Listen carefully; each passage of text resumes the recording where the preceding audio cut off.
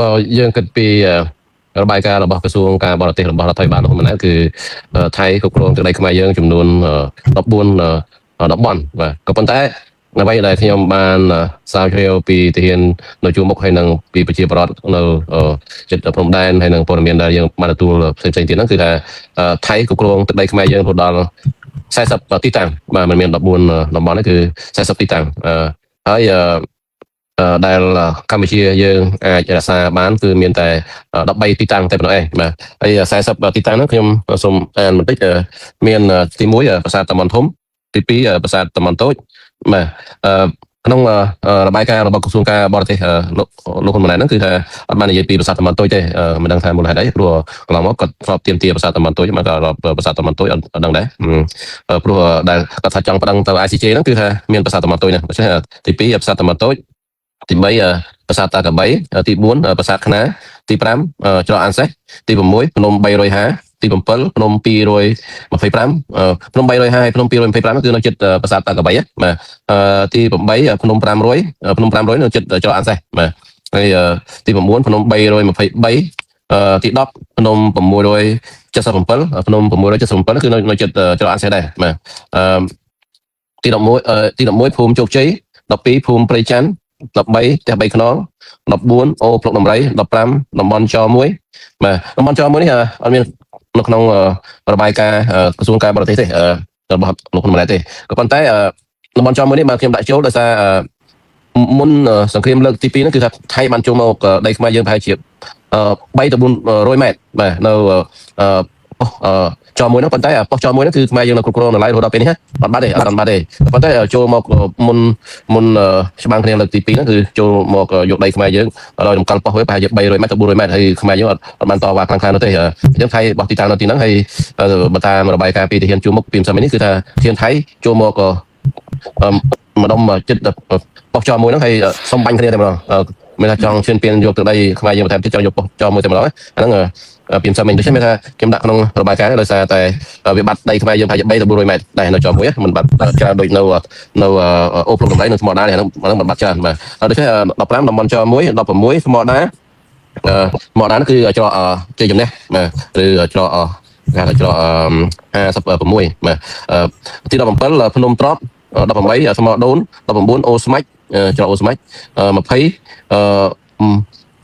បាទ20នេះខ្ញុំអត់បានដាក់ខាងពីមុនបាទ20តំបន់បឹងតគួនមាន21ភ្នំ400ខ្សែ20បាទ22ភ្នំ284 23ផ្ទះតមុកនៅចំតែ20បាទបន្តមកទៀតមានអូកាស្នេហ៍24បាទ23គឺផ្ទះសមុក24អូកាស្នេហ៍25តាថាវ26ជប់អង្គុញ27ជប់គ្រោះ28បោះស្បូវ29ចំតែ30ដើមត្រាង31ដំណាក់ស្នាច់32តាសឹមមកគូភ្នំ33ចាក់ច្រែង34ថ្មបៃដុំហើយ35ភ្នំរើង36ភ្នំបាសីចាំក្រុងហើយ37តំបន់កអណ្ដើកហើយនឹង38ភ្នំគីងគក់ហើយនឹង40តំបន់39 48ភ្នំគីងគក់39តំបន់កសេះហើយនឹងតំបន់មួយទៀតបាទនៅក្នុងនេះខ្ញុំសរសេរទៅវាចន់គ្នាបាទដូច្នេះវាមាន40ទីតាំងបាទ40ទីតាំងដែលមានន័យថាខេត្តទាំង7ដែលជាប់ជាមួយនឹងព្រំប្រទល់នៃប្រទេសថៃនេះគឺថាថៃបានចូលទន្ទ្រានស្ទើរតែគ្រប់ខេត្តចុះការរៀបរាប់អំបញ្ញមិញអាដាមមានភ្ជាប់ជាមួយនឹងខេត្តបៃលិនដែរទេតើខេត្តបៃលិនមានទីតាំងណាមួយទេដែលសៀមបានចូលឈ្មោះទៀតអាដាមបាទខាងបៃលិនអត់មានទេខ្ញុំភ្លេចមួយទៀតគឺភ្នំប៉ោយបាទភ្នំប៉ោយហើយនឹងមួយទៀតគឺគេហៅថាអូខ្លាឃ្មុំបាទភ្នំប៉ោយអូ អូក្រាស់មុំបាទហ្នឹងខ្ញុំអត់បានរាប់បញ្ចូលទេវាបូកទៅគឺ40ទីតាំងបាទ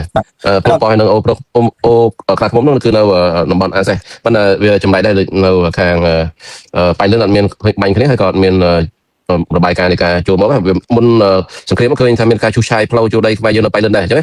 ក៏ប៉ុន្តែពេលច្បាំងគ្នាអត់មានទេខ្ញុំអត់មានចូលក្នុងរបាយការណ៍ មូលហេតុបានទេអាដាមអាចដឹងអំពីមូលហេតុបានទេថាហេតុអីបានជាសៀមមិនអាចចូលវាយកាន់កាប់ទីតាំងណាមួយនៅតំបន់ខេត្តបៃលិនអាដាមមានទទួលព័ត៌មានបានពីយោធានៅជួរមុខអីទេជុំវិញរឿងបាទដោយអត់មានរបាយការណ៍អីពីយោធានៅជួរមុខទេមិនដឹងថាមូលហេតុអីដែរគ្រាន់ថាមុនសង្គ្រាមគឺថាមានឃើញការឈូសឆាយផ្លូវធ្វើផ្លូវហ្នឹងចូលដីខ្មែរយើងនៅបៃលិនដែរប៉ុន្តែនៅពេលច្បាំងនេះអត់ឃើញមានបាញ់គ្នាគ្រាន់ថាយើងឃើញមានវីដេអូមួយដែលលោកហ៊ុនសែនមកហ្នឹងគឺថាអ្នកស្រីបានស្រីមុំអភិបាលខេត្តបៃលិនហ្នឹងហើយនឹងអនុទាននាយករដ្ឋមន្ត្រីថៃហ្នឹងបាយជាមួយគ្នាចិត្តគ្នាពីហ្នឹងមូលហេតុដោយសារចិត្តគ្នាយ៉ាងហើយបានគេអត់ច្បាំងនៅខេត្តបៃលិនអត់បីទីតាំងនៅខេត្តបៃលិនក៏អាចថាបានយើងមិនច្បាស់ដែរណាបាទដូចខេត្តកោះកុងក៏មានបាយដែរអត់ខេត្តបៃលិនមួយវាចម្លែកបាទអាដាមឃើញថាមានមតិខ្លះមតិរបស់មហាជនខ្លះមានគេលើកឡើងថាដោយសារតែភាគីថៃហ្នឹងបានខ្លាចនៅអាដាមសេនីអ៊ីឈៀនដែលគឺជាអតីតមេខ្មែរក្រហមកាន់កាប់នៅទីតាំងហ្នឹងតើរឿងហ្នឹងអាចថ្លឹងថ្លែងបានទេអាដាមមិនអញ្ចឹងទេថៃចង់ឈ្លានពាននៅកន្លែងណាគឺឈ្លានពានកន្លែងហ្នឹងឯងមិនមូលហេតុហ្នឹងទេដោយសារអាចតំណែងចិត្តដិតរវាងលោកអានទីនហើយនឹងចៅហ្វាយខេត្តបៃលិនក៏អាចថាបានណាបាទអរគុណយើងបានដឹងអំពីទីតាំងចំនួន40ដែលអាដាមអ៊ុំសំអានបានលើកឡើងអំបញ្ញមិញនេះបានរៀបរាប់យ៉ាងគាត់បានបញ្ញមិញនេះឃើញថាទីតាំងដែលរងគ្រោះធ្ងន់ជាងគេអាដាមឃើញថានៅតំបន់បឹងត្រគួនដែលថៃបានទម្លាក់គ្រាប់បែកច្រើនលើសលប់ជាងគេដើម្បីកំទេចនៅហេដ្ឋារចនាសម្ព័ន្ធទាំងស្រុងតែម្ដងគឺនៅតំបន់បឹងត្រគួននេះតើអាដាមមានព័ត៌មានទេថាតើហេតុអីបានជាថៃព្យាយាមចិញ្ច្រាំនៅតំបន់បឹងត្រគួនហើយតំបន់បឹងត្រគួននឹងមានសារៈសំខាន់អ្វីខ្លះទេសម្រាប់កម្ពុជាដូចជាច្រកពាណិជ្ជកម្មអីដែរទេអាដាមបាទនៅកន្លែងហ្នឹងគឺជាច្រកពាណិជ្ជកម្មមួយចេញចូលរវាងកម្ពុជានិងថៃហើយមានមូលដ្ឋានយោធារបស់ថៃនៅtrênនឹងផងហើយបឹងត្រគួនហ្នឹងកន្លងមកអត់ដែលលើថៃទៀមទាមុនសង្គ្រាមលោកលើកទី2សម្លើកមិនលោកវិញលើកអត់មានការទៀមទាយកតំបន់បឹងត្រគួនទេមុនសង្គ្រាមលើកទី2ហ្នឹងក៏ប៉ុន្តែដល់មានសង្គ្រាមលើកទី2ហ្នឹងបែរជាថៃមកឈ្លានពានយកតំបន់បឹងត្រគួនទៅវិញហ្នឹងគឺជារឿងចម្លែកដែរហើយបឹងត្រគួនហ្នឹងបាត់ទៅដល់4ភូមិបាទប្រជាប្រដ្ឋច្រើនហើយថៃរៀនបណ្ដាលនោះហើយឃើញមានវីដេអូថ្មីហ្នឹងគឺថៃបានជីកលេនដ្ឋាននៅបឹងត្រគួនហ្នឹងបន្ថែមទៀតហ្នឹងយើងឃើញអញ្ចឹងហើយសំបីតែកន្លែងថាការិយាល័យគួយកម្ពុជាហ្នឹងក៏ថៃលើកទង់ជាតិនៅហ្នឹងហើយឡូវឈូសចោលអស់ហើយអាគារគួយនៅបឹងត្រគួនហ្នឹងបាទហើយដល់បញ្ជិញ្បន្តទៀតចាបាទសូមជឿការពិតទៅខ្ញុំគ្រាន់តែចង់បញ្ជាក់បន្តិចទេដោយសារតែខ្ញុំធ្លាប់មានមិត្តភ័ក្តិដែលធ្វើការនៅក្រួយធ្វើការនៅយុវដ្ឋានក្រួយនៅបឹងត្រគួនច្រកព្រំដែនហ្នឹងដោយសារតែនៅតំបន់បឹងត្រគួននេះគឺជាច្រកពាណិជ្ជកម្មដ៏សំខាន់មួយសម្រាប់ការរត់ពន្ធខុសច្បាប់បានក្តីថាការនាំទំនិញចូលពីប្រទេសថៃដោយកិច្ចពន្ធហ្នឹងអញ្ចឹងទីតាំងហ្នឹងឃើញថាសំខាន់ណាស់សម្រាប់អ្នករស់ស៊ីខលខូចដូចជាមានការនាំចូលប្រេងសាំងមានការនាំចូលម៉ូតូដែលកិច្ចពន្ធនេះជាដើមឲ្យដល់តាមច្រកហ្នឹងអញ្ចឹងហើយបានជាមានការចាប់អារម្មណ៍ខ្លាំងនៅតំបន់បឹងត្រគួនហើយបើយើងក៏លេចមើលទៅជីវភាពប្រជាពលរដ្ឋនៅតាមតំបន់ហ្នឹងក៏មានជីវភាពទូធាមានផ្ទះសម្បែងនេះធំច្រើនដែរខ្ញុំចង់អាននៅខមមិនបងប្អូនយើងម្នាក់ដែលគាត់បានសរសេរខមមិនគាត់ឈ្មោះថាមីកុលគាត់បានថានៅបៃលិនណាពួកសៀមបានបង្ហោះដ្រូនចូលមកហើយចេញទៅវិញនៅរាល់ចន្លោះពីម៉ោង7ដល់ម៉ោង8យប់បាទនេះគឺជាបងប្អូនដែលគាត់បានដឹងព័ត៌មានអំពីព្រំដែននៅបៃលិនអរគុណច្រើនឥឡូវយើងមកកាន់សំណួរមួយទៀតហើយដល់ហេតុអីបានជាកម្ពុជាយើងច្បាំងចាញ់ប្រទេសថៃដោយបាននិយាយថាការចាញ់នេះគឺចាញ់ធ្ងន់មែនទែនការបើយោងទៅតាមសមត្ថភាពយោធានិងការអះអាងឬក៏ការសម្ញែងរបស់រដ្ឋាភិបាលកម្ពុជាឃើញថាកម្ពុជាមិនគួរយើងខ្សោយដល់ថ្នាក់ហ្នឹងទេប៉ុន្តែហេតុអីមូលហេតុអីបានជាយើងច្បាំងចាញ់ថៃដូចថាអត់មានអ្វីតដៃជាមួយនឹងយោធាថៃអញ្ចឹងតែប៉ុណ្ណឹងតែតើមានមូលហេតុអីដែរបាទតាមដែលយើងបានទទួលព័ត៌មានពីទាហានជួរមុខមូលហេតុដែលកម្ពុជាយើងច្បាំងចាញ់ថៃហ្នឹងមិនមានដូចលោកផៃវណ្ណៈឬអ្នកគ្រប់គ្រងគណៈប្រជាជនថៃយើងច្បាំងឈ្នះថៃយើងខ្លាំងទាហានយើងក៏សរសើរហើយនៅវីរភាពរបស់ទាហានខ្មែរយើងគាត់មានវីរភាពខ្ពស់មាន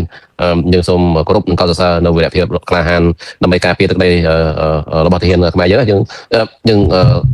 ងទទួលស្គាល់ស្មារតីស្នេហាជាតិហើយនឹងសេចក្តីក្លាហានហើយនឹងបទពិសោធន៍នៃការធ្វើសង្គ្រាមដោយសារមានបទពិសោធន៍ធ្វើសង្គ្រាមតាំងពីទសវត្សរ៍ទី80អាហ្នឹងយើងក៏សរសើរចំពោះគាត់ហើយក៏សូមចូលរួមរំលែកទុក្ខចំពោះក្រុមគ្រួសារទាហានខ្មែរយើងដែលបានពលីក្នុងការការពារទឹកដីផងដែរអាហ្នឹងយើងសូមចូលរួមរំលែកទុក្ខចំពោះក្រុមគ្រួសារសពរបស់ទាហានខ្មែរយើងក៏ប៉ុន្តែ យើងទទួលស្គាល់ថាយើងច្បាំងចាញ់ថៃដោយសារតែភាពកំសោយនៃការដឹកនាំរបស់លោកហ៊ុនសែននិងលោកហ៊ុនម៉ាណែតណាហើយទាហាននៅជួរមុខបានប្រាប់ថាមូលហេតុដែលយើងចាញ់សង្គ្រាមហ្នឹងគឺថាដោយសារសភាពពុទ្ធរបស់យើងហ្នឹងគឺថាมันទំនើបដូចថៃបាទมันមានច្បាំងឈ្នះថៃដោយលោកផៃវណ្ណៈអ្នកគ្រប់គ្រងគណៈបច្ចុប្បន្នថាយើងឈ្នះទេក៏ប៉ុន្តែនៅពេលបច្ចុប្បន្នហ្នឹងទើបថៃចូលមកយកដីខ្មែរយើង40ទីតាំងឬ14ទីតាំងហ្នឹងមិនមានអញ្ចឹងទេបាទតែពិតយើងច្បាំងចាញ់ថៃប៉ុន្តែមានតែមួយតំបន់ទេដែលថៃចូលមក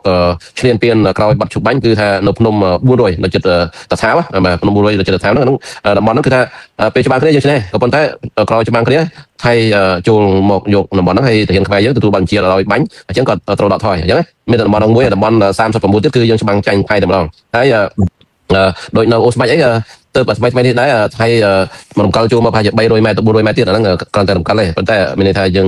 ងច្បាំងចាញ់គេហើយមូលហេតុដែលច្បាំងចាញ់ហ្នឹងគឺទាហាននៅជួរមុខហ្នឹងគឺបានប្រាប់ថាដោយសារតែយើងអត់មានកំភ្លើងបាញ់ដ្រូនបានច្រើនណាបាទហើយអត់មានដ្រូនចម្បាំងហ្នឹងអត់បានច្រើនដ្រូនយើងមានតិចតួចហើយដ្រូនថៃច្រើនណាអញ្ចឹងអាដ្រូនចម្បាំងរបស់ថៃហ្នឹងមានអាដ្រូនពីឃាតហ្នឹងវាថាហោះមកបុកតែម្ដងហ្នឹងច្រើនហើយហោះមកទម្លាក់គ្រាប់ក៏ច្រើនអញ្ចឹងយើងពិបាកទប់ជាមួយដ្រូនហ្នឹងហ្មងទាហានខ្មែរយើងគឺគិចជាមួយដ្រូនហ្នឹងហើយកំភ្លើងបាញ់ដ្រូនរបស់យើងហ្នឹងក៏បាញ់ទម្លាក់ដ្រូនហ្នឹងក៏តិចដែរអញ្ចឹងយើងចាញ់ដោយសារដ្រូនហ្នឹងមកហ្នឹងទី1មករឿងទី1ទី1មកទី2ដោយសារអត់មានសំណាញ់មេឃហ្នឹងលោកហ៊ុនសែនអួតមុនច្បាំងគ្នាថាមានសំណាញ់មេឃហ្នឹងសំណាញ់មេឃរបស់ចិនហ្នឹងក៏ប៉ុន្តែដល់ពេលច្បាំងពិតប្រាកដអត់មានសំណាញ់មេឃអញ្ចឹងឃើញយន្តហោះ F16 របស់ថៃដែលទិញពីអាមេរិកហ្នឹងយន្តហោះ Gripen ដែលទិញពីស៊ុយអែតហ្នឹងហើយនឹង T50 ហ្នឹងទិញពីកូរ៉េត្បូងហ្នឹងគឺថាអត់មានសំណាញ់មេឃដើម្បីទៅបាញ់ទម្លាក់យន្តហោះរបស់ថៃហ្នឹងធ្វើឲ្យថៃហ្នឹងទម្លាក់គ្រាប់បែកមកលើផ្ទះប្រជាពលរដ្ឋមកលើនៅឋានប្រជាពលរដ្ឋហើយនឹងទម្លាក់គ្រាប់បែកទៅលើទាហានខ្មែរយើងនៅជួរមុខហ្នឹងភូមិជោគជ័យភូមិព្រៃច័ន្ទប្រទីបន្ទុកគ្នាគេបាញ់ទៅវិញទៅមកយើងរុញទៅវិញទៅមកបានច្រើនណាស់មានថាថៃពិបាកយកដែរភូមិជោគជ័យភូមិព្រៃច័ន្ទយើងរុញទៅវិញហើយវារុញមកទៀតចុងក្រោយថ្ងៃចុងក្រោយហ្នឹងថៃទម្លាក់គ្រាប់បែករហូតដល់40គ្រាប់ភូមិជោគជ័យភូមិព្រៃច័ន្ទហើយទម្លាក់ប៉ុណ្ណឹងគឺមិនយើងនៅទុកបានអញ្ចឹងត្រង់សេហ្នឹងត្រូវខ្ទេចអស់បើមិនយើងអត់ដកថយទេគឺថាស្លាប់ទាហានយើងច្រើនណាស់ដូច្នេះដោយសារសំណាញ់មេឃហ្នឹងដែលគេសង្ស័យថាសំណាញ់មេឃហ្នឹងមានតែ4គ្រឿងឯងហើយ4គ្រឿងមួយគ្រឿងមានតែ4គ្រាប់ទៀតគេយកមកសមយុទ្ធហ្នឹងអញ្ចឹងលោកហ៊ុនសែនក៏ទុកការពារផ្ទះគាត់ដែរអត់មានការពារប្រជាពលរដ្ឋអត់មានយកមកបាញ់ទម្លាក់យន្តហោះដើម្បីការពារទឹកដីអត់ការពារទាហានខ្មែរយើងអញ្ចឹងទាហានខ្មែរយើងស្លាប់ច្រើនដោយសាររឿងថៃទម្លាក់គ្រាប់បែកហ្នឹងក៏ពីលើយន្តហោះហ្នឹងក៏ច្រើនដែរហើយសភាវុធយើងអត់ទំនើបដូចថៃហើយវាមានកំភ្លើងធំបុកមកពេលទាហាននៅជួរមុខគាត់ប្រាប់ថាចេះពេលហ្នឹងវាបុកមកទី1ដ្រូនទី2ទម្លាក់យន្តគ្រាប់បែកពីលើយន្តហោះទី3កំភ្លើងធំវាបុកមកអញ្ចឹងហើយស្មាជើងវាបុកមកទៀតហើយផ្សែងពុលវាបាញ់មកពេលហ្នឹងទៀតអញ្ចឹងមកពេលដំណើរគ្នាហ្នឹងគឺថាវាច្រើនមុខអញ្ចឹងយើងទុកបត់ចប់ហើយត្រង់សេខ្លះខ្ទេចមកដល់បើសិនជាដកថយគឺយើងស្លាប់ហើយដូចនៅថ្មដូនអីគឺថាបើរយៈពេល10ថ្ងៃជាង20ថ្ងៃហ្នឹងគឺថាទាហានយើងអត់មានអ្នកបដូរទាហានយើងតិចជាងថៃយើងថៃមាន100000ជាងថៃ300000ជាងអញ្ចឹងអត់មានអ្នកបដូរគ្នាហើយយើងតំបន់នោះវាចូលលួយទៅខាងថៃអញ្ចឹងអត់មានទឹកយកទៅដល់ហូបអាហារយកអត់ទៅដល់ហើយអញ្ចឹងគាត់ហូបតែនេះហូបតែអំបុកអញ្ចឹងគាត់ត្រូវដកថយហើយត្រង់សេនោះខ្ទេចអស់អញ្ចឹងគាត់ត្រូវដកថយបើមិនជាដកថយទេគឺស្លាប់ច្រើនអញ្ចឹងណាដូច្នេះយើងខ្លីគឺថាដោយសារលោកហ៊ុនសែនតែពេលការតំណែងហ្នឹងគាត់អត់បានពង្រឹងវិស័យយោធាអត់ពង្រឹងទៅក្រុមអង្គរៈគាត់ឃើញសភាវុធទំនើបអីមិនពាក់ឲ្យតែក្រុមអង្គរៈគាត់ហើយពេលឆ្លាតតបគឺឆ្លាតតបពីក្រុមអង្គរៈរបស់គាត់មានឆ្លាតតបពីក្រសួងការពារជាតិណាឃើញហើយឃើញថាអាវក្រោះនៅសភាវុធទំនើបហើយនឹងអាវហើយនឹងមួកអីហ្នឹងដែលបំពាក់ទៅដល់យោធាហ្នឹងបំពាក់ទៅក្រុមអង្គរៈទៅទាហាននៅជួរមុខមានអាវក្រោះណាបានអាវក្រោះមួយចំនួនហ្នឹងអត់គ្រប់គ្នាហ្នឹងដោយសារតែសប្បុរសជនគាត់បរិច្ចាគគាត់ទិញឲ្យណាបាទហើយលោកហ៊ុនសែនក៏พูดថាគាត់ត្រូវផលិតអាវក្រោះបានច្រើនដើម្បីនាំចេញណានោះតែខ្ញុំដូចសុំខ្ញុំទៅដែរខ្ញុំបានជួយបាយខ្លះដែរអាវក្រោះឬក៏អាហារឬក៏លុយកាក់មួយចំនួនហ្នឹងក៏នៅសុំខ្ញុំនៅឡើយថាសុំអាវក្រោះផងអត់មានអាវក្រោះដូច្នេះរហូតដល់ពេលនេះគឺថាអត់តគ្រប់ទេអាវក្រោះនៅជួរមុខតែខ្ញុំខ្មែរយើងអញ្ចឹងលោកហ៊ុនសែនអួតអីអត់ថានាំចេញអីបើខ្លួនឯងមិនតាន់បានផលិតដើម្បីជូនទៅដល់កងតបយើងគ្រប់ហ្នឹងហើ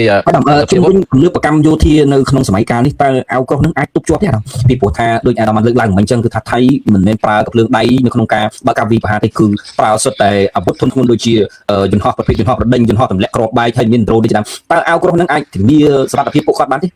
េបងយោធាជួរមុខហ្នឹង เพราะបើសិនជាក្របបែកទម្លាក់ពីយន្តហោះពីដ្រូនវាមិនអាចទេក៏ប៉ុន្តែវាបើសិនជាកំភ្លើងដៃវាអាចការពារបានchứបើសិនចំដើមទ្រូងទៅអាហ្នឹងវាអត់អីទេអាចការពារបានកំភ្លើងដៃហ្នឹងហ្នឹងវាអាចការពារបានមួយយ៉ាងដែរហើយមួយហ្នឹងឃើញថាអត់មានគ្រប់ទេគឺថាមួយដោយសារសប្បុរសជនបរិច្ចាគទិញឲ្យទេបាទបើសិនគឺពីរដ្ឋាភិបាលលោកហ៊ុនម៉ាណែតអត់មានទេបាទហ្នឹងគឺមកដូចខាងថៃមួយកំភ្លេហើយឃើញយោធារបស់យើងហ្នឹងភាគច្រើនគឺថាសិតតែដែលឃើញស្លាប់ភាគច្រើនឃើញថាកូនអ្នកក្រតែកូនអ្នកធំកូនអ្នកមានដែលជាទាហានគេហៅថាទាហានលំអក្រុងប៉ុន្តែពួកនោះចាក់ពេញស្មាផ្កាយទៀតប៉ុន្តែអត់ឃើញចេញច្បាំងទេនឹងតំណហើយពេលអត់មានសង្គ្រាមគឺហឺហាជិះឡានបុកគេពេញក្រុងក៏ប៉ុន្តែដល់ពេលច្បាំងហ្នឹងបាត់អត់លេងពួកហ្នឹងចាហើយឃើញផ្កាយពេញមិនហ្នឹងអត់ចេញទៅច្បាំងទេមានផ្កាយទីទួយតែចេញទៅច្បាំងអញ្ចឹងសិតកូនអ្នកក្រហើយនឹងកូនដែលទាហានដែលមានខ្សែមានខ្នងចេញទៅច្បាំងកូនអ្នកធំហើយនឹងផ្កាយធំហ្នឹងគឺថាបាត់អស់ហើយដល់ឡើងបន្សាក់ចាំមើលទៅចេញមកអស់ហើយសិតគោអ្នកធំហើយពួកកាយធំកាយហ្នឹងអាចឡើងសាក់ទៀតប៉ុន្តែទាហានពីមុខអត់បានឡើងហ្នឹងវាឃើញអាចរត់ចូលអញ្ចឹងក្នុងដោយសារអង្គើពុករលួយបពុនិយមនៅក្នុងការគ្រប់គ្រងក្រសួងការពារជាតិហ្នឹងហើយទៅធ្វើយើងច្បាំងចាញ់ថៃអត់មានសភាពទំនើបដើម្បីទប់ជាមួយគេហើយយើងឃើញថាទាហាននៅជួរមុខហ្នឹងគាត់ជីវភាពក្រីក្រអត់មានលុយកាក់ហឺហាដោយទាហានលំអក្រុងតែជាគោអ្នកធំគោអ្នកមានអ្នកទិញសាក់ទិញទូនាទីហ្នឹងគឺថាហឺហាសម្បើមហ្នឹងយើងឃើញខុសចឹងឯងខុសគ្នាចឹងឯងអញ្ចឹងហើយបានជាការច្បាំងហ្នឹងចាញ់គេអញ្ចឹងដូចនៅខាងនេះបញ្ជាមិនជ័យមិនដឹងថាជាការពិតអត់ទេដែលស្នងការហ្នឹងហើយនៅស្នងការរងហ្នឹងដូចមានចំនួនជាមួយគ្នាតែចង់ដកទូនាទីស្នងការរងដោយសារស្នងការរងដឹកនាំកម្លាំងទៅច្បាំងហ្នឹងរត់ចោលសមរភូមិទៅយកលេខថាដោយសារផ្សាយពលទៅសម្រាប់នៅពេលរត់ចោលសមរភូមិវាអាចចឹងដែរជួនកាលទាហានដែលគាត់ក្រីក្រឬក៏គាត់ធ្លាប់តស៊ូដោយទាហានខ្មែរក្រហមគឺខ្លាំងគាត់អត់រត់ចោលសមរភូមិគាត់ដូចថាវាសមនឹងច្បាំងគ្នាក៏ប៉ុន្តែទាហានមួយចំនួនដែលចូលច្បាំងផងឡើងទូនាទីឡើងបនសាក់នោះដោយសារទិញដោយសារសូកប៉ាន់ដោយសារខ្សែខ្នងអីចឹងណាបនសាក់នោះមិនបានដល់ឡើងដោយសារការតស៊ូអញ្ចឹងទៅចូលសមរភូមិមិនហ៊ានច្បាំងជាមួយគេហើយខ្លាចស្លាប់ផងអញ្ចឹងរត់ចោលសមរភូមិមកទ្រព្យសម្បត្តិច្រើនផងហ្នឹងយើងវាអាចចឹងដែរបានយើងចាញ់គេណាសមរភូមិមួយចំនួនណាបាទហើយដូចនៅបឹងតគួនហ្នឹងដែលទាហានប្រាប់ខ្ញុំនៅអូស្មៃហ្នឹងជាពិសេសនៅបឹងតគួនអូស្មៃហ្នឹងគឺថាទាហានដែលច្បាំងហ្នឹងគឺថាទាហានដែលគេហៅថាទាហានដែលកាប់ឈើកញ្ញុកអត់មានទាហានដែលច្បាំងឬក៏តស៊ូអញ្ចឹងច្បាំងរត់អស់បាទហ្នឹងវាមានអញ្ចឹងប៉ុន្តែទាហានភាគច្រើនគឺថាដែលគាត់តស៊ូពិតប្រាកដហ្នឹងយើងសូមកត់សរសើរវីរភាពរបស់គាត់សូមគ្រប់នៅវីរភាពរបស់គាត់គឺគាត់ក្លាហានណាជាពិសេសទាហានសម័យប៉ារ៉ាសម័យខ្មែរក្រហមដែលតស៊ូតាមជាតិដែរណាគឺគាត់ក្លាហានគាត់អត់រត់ចោលសមរភូមិទេគាត់សុខចិត្តស្លាប់ដើម្បីការពារទឹកដីវិញនៅប្រាសាទតំបន់ធំអីគាត់ថាគាត់សុខចិត្តស្លាប់អត់រត់ចោលសមរភូមិទេគាត់ទោះបីតែថៃបាញ់ចូលមកយ៉ាងម៉េចក៏ដោយលើកទី1គឺយើងច្បាំងឈ្នះថៃនៅប្រាសាទតំបន់ធំប៉ុន្តែដល់ក្រោយបាត់ជុំបាញ់ទៅបានមេបញ្ជាដកថយទៅថៃចូលមកគាត់ក៏ដកថយទៅបានថៃយកបានហ្នឹងយើងឃើញថាវីរភាពរបស់ទាហានខ្មែរយើងភាគច្រើនគឺគួរឲ្យគោរពគឺថាអត់ក្លាហានដូចប៉ុន្តែដូចថាមួយចំនួនទេតែថាទាហានគេហៅថាទាហានលំអក្រុងឬលំហៀតទាហានដែលបានបន្សាក់ដោយសារបពុនិយមគ្រួសារនិយមឬក៏ទាហានដែលកាប់ឈើកញ្ញុហ្នឹងហ្នឹងវាមានខ្លះដែរមិនច្រើនទេអញ្ចឹងបាទអញ្ចឹងមូលហេតុដែលលោកហ៊ុនសែនមិនបានពង្រឹងវិស័យយោធានឹងហើយគិតតែពង្រឹងក្រុមអភិរក្សខ្លួនឯងគិតតែពង្រឹងអំណាចខ្លួនឯងបង្ក្រាបតែខ្មែរគ្នាឯងអត់បានគិតពីការត្រៀមខ្លួនដើម្បីទប់ទល់ជាមួយនឹងថៃឈ្លានពានឬក៏វៀតណាមឈ្លានពានអញ្ចឹងអញ្ចឹងបានច្បាំងចាញ់គេហើយលោកសែនក៏ទទួលស្គាល់ថានឹកស្មានថាមានសង្គ្រាមនឹកស្មានថាថៃបាញ់យើងសោះអញ្ចឹងគាត់បានត្រៀមខ្លួនក៏ទទួលស្គាល់ដែរហើយយើងមើលពីឆ្នាំ2008រហូតដល់ឆ្នាំ2025ថៃគេធ្វើទំនើបកម្មយោធារបស់គេគឺថាគេមានយន្តហោះចម្បាំងច្រើនគ្រឿងគេមាន drone គេមានអាវុធគេទំនើបដល់អញ្ចឹងគេត្រៀមខ្លួនមុនគេឈ្នះជាងដល់លោកហ៊ុនសែនពីឆ្នាំ2008រហូតដល់ឆ្នាំ2025គាត់អត់មានត្រៀមខ្លួនមានតែ BM21 តែមុខនឹងឯងដល់ចឹងគឺធ្វើមិនច្បាំងឈ្នះគេអាហ្នឹងមូលហេតុដែលលោកហ៊ុនសែនគាត់ការពារតែអំណាចអត់គិតការពារទឹកដីហ្នឹងហើយអត់គិតពីជីវភាពរបស់ប្រជាពលរដ្ឋសំទោសរបស់ទាហានខ្មែរយើងនៅជួរមុខហ្នឹងហើយទៅយើងច្បាំងចាញ់គេហើយមូលហេតុហ្នឹងដែលយើងអត់ជឿថាយកដីមកវិញតាមរយៈការច្បាំងឯងបើសិនជាច្បាំងគឺលើកទី3នេះគឺថាយើងមិនអាចឈ្នះគេទេព្រោះលើកទី1យើងចាញ់គេច្រើនដែរហើយដល់លើកទី2គឺចាញ់មែនទែនតែម្ដងអញ្ចឹងវាអត់មានសង្ឃឹមថាទៅបានដីមកវិញតាមរយៈការច្បាំងគ្នាទេបាទអាដាមខ្ញុំសូមលើកខមមិនបងប្អូនយើងបន្តិចមានលោកម្នាក់ហ្នឹងគាត់ឈ្មោះវៃនួនគាត់បានជូនជាដំណឹងថាថ្ងៃទី24ខែមករានេះគឺថ្ងៃនេះតែម្ដងគឺថាមានការជំលៀសជនភៀសបន្តទៀតហើយនេះអាចជាសញ្ញានៅក្នុងការថៃបើកការវិបហាជាបន្តទៀតអញ្ចឹងយើងនឹងតាមដានជាមួយគ្នាទាំងអស់គ្នាថាតើថៃបានត្រៀមខ្លួននៅក្នុងការវាយមកលើព្រំដែនកម្ពុជាបន្តទៀតហើយក៏សូមអរគុណដល់បងប្អូនទាំងអស់ដែលបានចូលរួមសរសេរខមមិនដែលខ្ញុំបានមិនទាន់បានលើកយកអានមកអស់ទេបងប្អូនដោយសារច្រើនពេកហើយ ឥឡូវនេះ ខ្ញុំ ខ្ញុំ ចំណុចហ្នឹងខ្ញុំសុំតិចចំណុចហ្នឹងបាទខ្ញុំបានទទួលព័ត៌មានពីផ្សារមិញដែរហើយពីផ្សារមិញហ្នឹងគឺថាទាហានខ្មែរយើងបានចូលទៅសមរភូមិមកឡើងវិញហើយនៅចោលមួយហ្នឹងគឺថាទាហានថៃចូលមកច្រើនមែនទែនដូច្នេះមានន័យថាអាចតឹងតែងឬក៏ស្ថានភាពក៏កំពុងតែតានតឹងនៅតាមព្រំដែនអាចប្រជុំមុខដាក់គ្នាអញ្ចឹងមានទៅប្រជាប្រដ្ឋយើងជំនះចាញ់នៅវាអាចមានសង្គ្រាមលើកទី2ក៏អាចថាបានព្រោះថៃយកអត់តាន់បាន13ទីតាំងទៀតហើយអាចច្បាំងលើក្រោយហ្នឹងវាអាចច្បាំងយកប្រាសាទព្រះវិហារនៅតំបន់ដទៃទៀតដោយវាលន្ត្រីអីហ្នឹង5មករាយហ្នឹងដែលថៃយកអត់តាន់បានអញ្ចឹងណាបាទសូមចេញលោកនេះ បាទអាដាម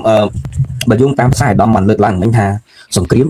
ទី1ទី2យើងបានចាំងដៃទៅលើយោធាសៀមទៅហើយប្រសិនណាជាមានសង្គ្រាមលើកទី3ក៏ច្បាស់ណាស់ថាយើងពុំអាចនឹងឈ្នះនៅយោធាសៀមបានទេដោយសារតែសមត្ថភាពនិងទំនើបកម្មយោធារបស់កម្ពុជានឹងនៅមានកម្រិតអញ្ចឹងយើងដឹងគ្រប់គ្នាដឹងរដ្ឋាភិបាលខ្លួនឯងនឹងក៏ដឹងមេដឹកនាំខ្លួនឯងក៏ដឹងប៉ុន្តែហេតុអីបានជារដ្ឋាភិបាលនឹងមិនព្រមប្រើប្រាស់នៅនីតិវិធីឬក៏យន្តការណាផ្សេងមួយទៀតដើម្បីការពារបូរណភាពឡើងđâyហេតុអីនិយាយឲ្យខ្លីមកហេតុអីបានជាមិនប្រឹង ខ្ញុំសូមថែមបន្តិចដែលយើងចាញ់ថៃនោះដោយសារយើងសភាវុធយើងអន់ជាងថៃហើយយើងអត់មានយន្តហោះចម្បាំងទេយើងមើលសូម្បីតែភូមាហើយនឹងឡាវក៏មានយន្តហោះចម្បាំងហើយភូមាហើយនឹងប្រទេសឡាវក្រជាងកម្ពុជាណាតំបន់អាស៊ានណាមានតែកម្ពុជាហើយនឹងអ៊ីស្ទីម៉ូយើងបាញ់និយាយទៅតែបង្កើតឲ្យប្រទេសថ្មីមានយន្តហោះអញ្ចឹងមានតែយើងឲ្យអ៊ីស្ទីម៉ូក្រៅពីហ្នឹងប្រទេសក្នុងអាស៊ានទាំងអស់គេមានយន្តហោះចម្បាំងទាំងអស់ហើយយើងអត់មានសូម្បីតែមួយគ្រឿងមិនដឹងថាមូលហេតុអីលោកហ៊ុនសែនមិនព្រមទិញយន្តហោះចម្បាំងដើម្បីមកការពារទឹកដីយើងឬក៏វៀតណាមមិនអោយទិញយន្តហោះទៅខ្លាចថ្ងៃក្រោយច្បាំងជាមួយវៀតណាមអញ្ចឹងព្រោះវៀតណាមជាចៅបាយលោកហ៊ុនសែនអញ្ចឹងណាវាមិនដឹងថាមូលហេតុអីបើសិនជាអត់មានយន្តហោះចម្បាំងក៏គួរតែមានសំណាញ់មេឃដើម្បីបាញ់តម្លាក់យន្តហោះថៃអញ្ចឹងដែរប៉ុន្តែអត់មានសម្លាញ់មេទៀតអាហ្នឹងគឺថាជារឿងកំសោយទៅលើវិស័យការពារជាតិដោយសារសភាវុធយើងអន់ជាងថៃអត់មានធ្វើទំនើបកម្មយោធារបស់យើងហ្នឹងបើយើងចាញ់ថៃហើយដូច្នេះយើងអាចមិនទោសទៅលើទាហានខ្មែរយើងដែលចាញ់ទាហានខ្មែរយើងគឺក្លាហានមានបទពិសោធន៍នៅការច្បាំងប៉ុន្តែដោយសារសភាវុធអន់ធ្វើម៉េចទៅច្បាំងឆ្នះគេទៅទប់ជាមួយដ្រូនមិនយើងទៅច្បាំងជាមួយដ្រូនទៅច្បាំងជាមួយយន្តហោះច្បាំងហ្នឹងយើងមិនច្បាំងជាមួយទាហានថៃណាពេលច្រើនយើងប្រឆាំងមិនថាយើងច្បាំងជាមួយឧបករណ៍ហ្នឹងមានច្បាំងនោះណាដូចសម័យមុនគេច្បាំងសម័យតស៊ូហ្នឹងដែលគេច្បាំងទសវត្សរ៍ទី80ដែលមានសង្គ្រាមស៊ីវិលហ្នឹងយើងច្បាំងជាមួយទាហានដោយសារអីសម័យហ្នឹងអត់មានដ្រូនអត់មានយន្តហោះចម្បាំងអីទេអាហ្នឹងវាខុសគ្នាហើយយុទ្ធសាស្ត្រដែលថាអីហ៊ុនសែនថាឲ្យចូលមកហើយចាំបីទប់យកតែម្ដងហ្នឹងយុទ្ធសាស្ត្ររបស់ហ៊ុនសែនហ្នឹងអាហ្នឹងប្រើបានតែសម័យទសវត្សរ៍ទី80ទេអាហ្នឹងដោយសារយើងសម័យហ្នឹងអត់មានដ្រូនអត់មានយន្តហោះចម្បាំងសម័យនេះថាដកថយគឺដកថយហើយអត់អាចចូលកន្លែងហ្នឹងវិញបានទេព្រោះបើអញ្ចឹងដ្រូនវាមកហើយនឹងយន្តហោះវាមកដូច្នេះប្រើយុទ្ធសាស្ត្ររបស់ហ៊ុនសែនហ្នឹងគឺបានថាសម័យបុរាណណាសម័យទសវត្សរ៍ទី80បាទមានដ្រូនមានយន្តហោះសម័យនោះអត់អាចប្រើយុទ្ធសាស្ត្រហ្នឹងបានទេឥឡូវត្រឡប់មកថាមូលហេតុអីបានជាយើងច្បាំងចាញ់គេបាត់រហូតដល់40ទីតាំងហើយមិនព្រមប្រឹងថៃបាទហ្នឹងប្រជាប្រដ្ឋគាត់ឆ្ងល់ដែរថាបើឡូវយើងបាត់ហើយយើងចាញ់គេហើយបាត់40ទីតាំងហើយតែមិននៅទៅអង្វរលុនតួសុំចរចាធ្វើពិធីជាមួយថៃមិនព្រមប្រឹងថៃសោះហើយដែលលោកហ៊ុនម៉ាណែតកុហកប្រជាប្រដ្ឋថាប្តឹងថៃទៅតុលាការយុត្តិធម៌អន្តរជាតិ ICJ នោះខ្ញុំបានចែករួចហើយខ្ញុំបានបង្ហោះតាម Facebook ខ្ញុំតែតាម website របស់ ICJ របស់តុលាការយុត្តិធម៌អន្តរជាតិ ICJ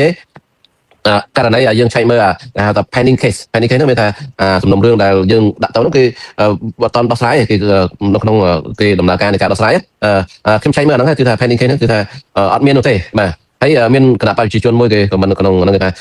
ាកាលឆ្នាំ62ហ្នឹង pending case នោះក៏អត់មានដែរគាត់មានថាគាត់នៅស្រុកខ្មែរក៏អត់យល់ទេនៅអាមេរិកនៅប្រទេសគេជឿនលឿនកាលណាយើងដាក់សំណុំរឿងគាត់ថាយើង apply យើងដាក់ពាក្យសុំ green card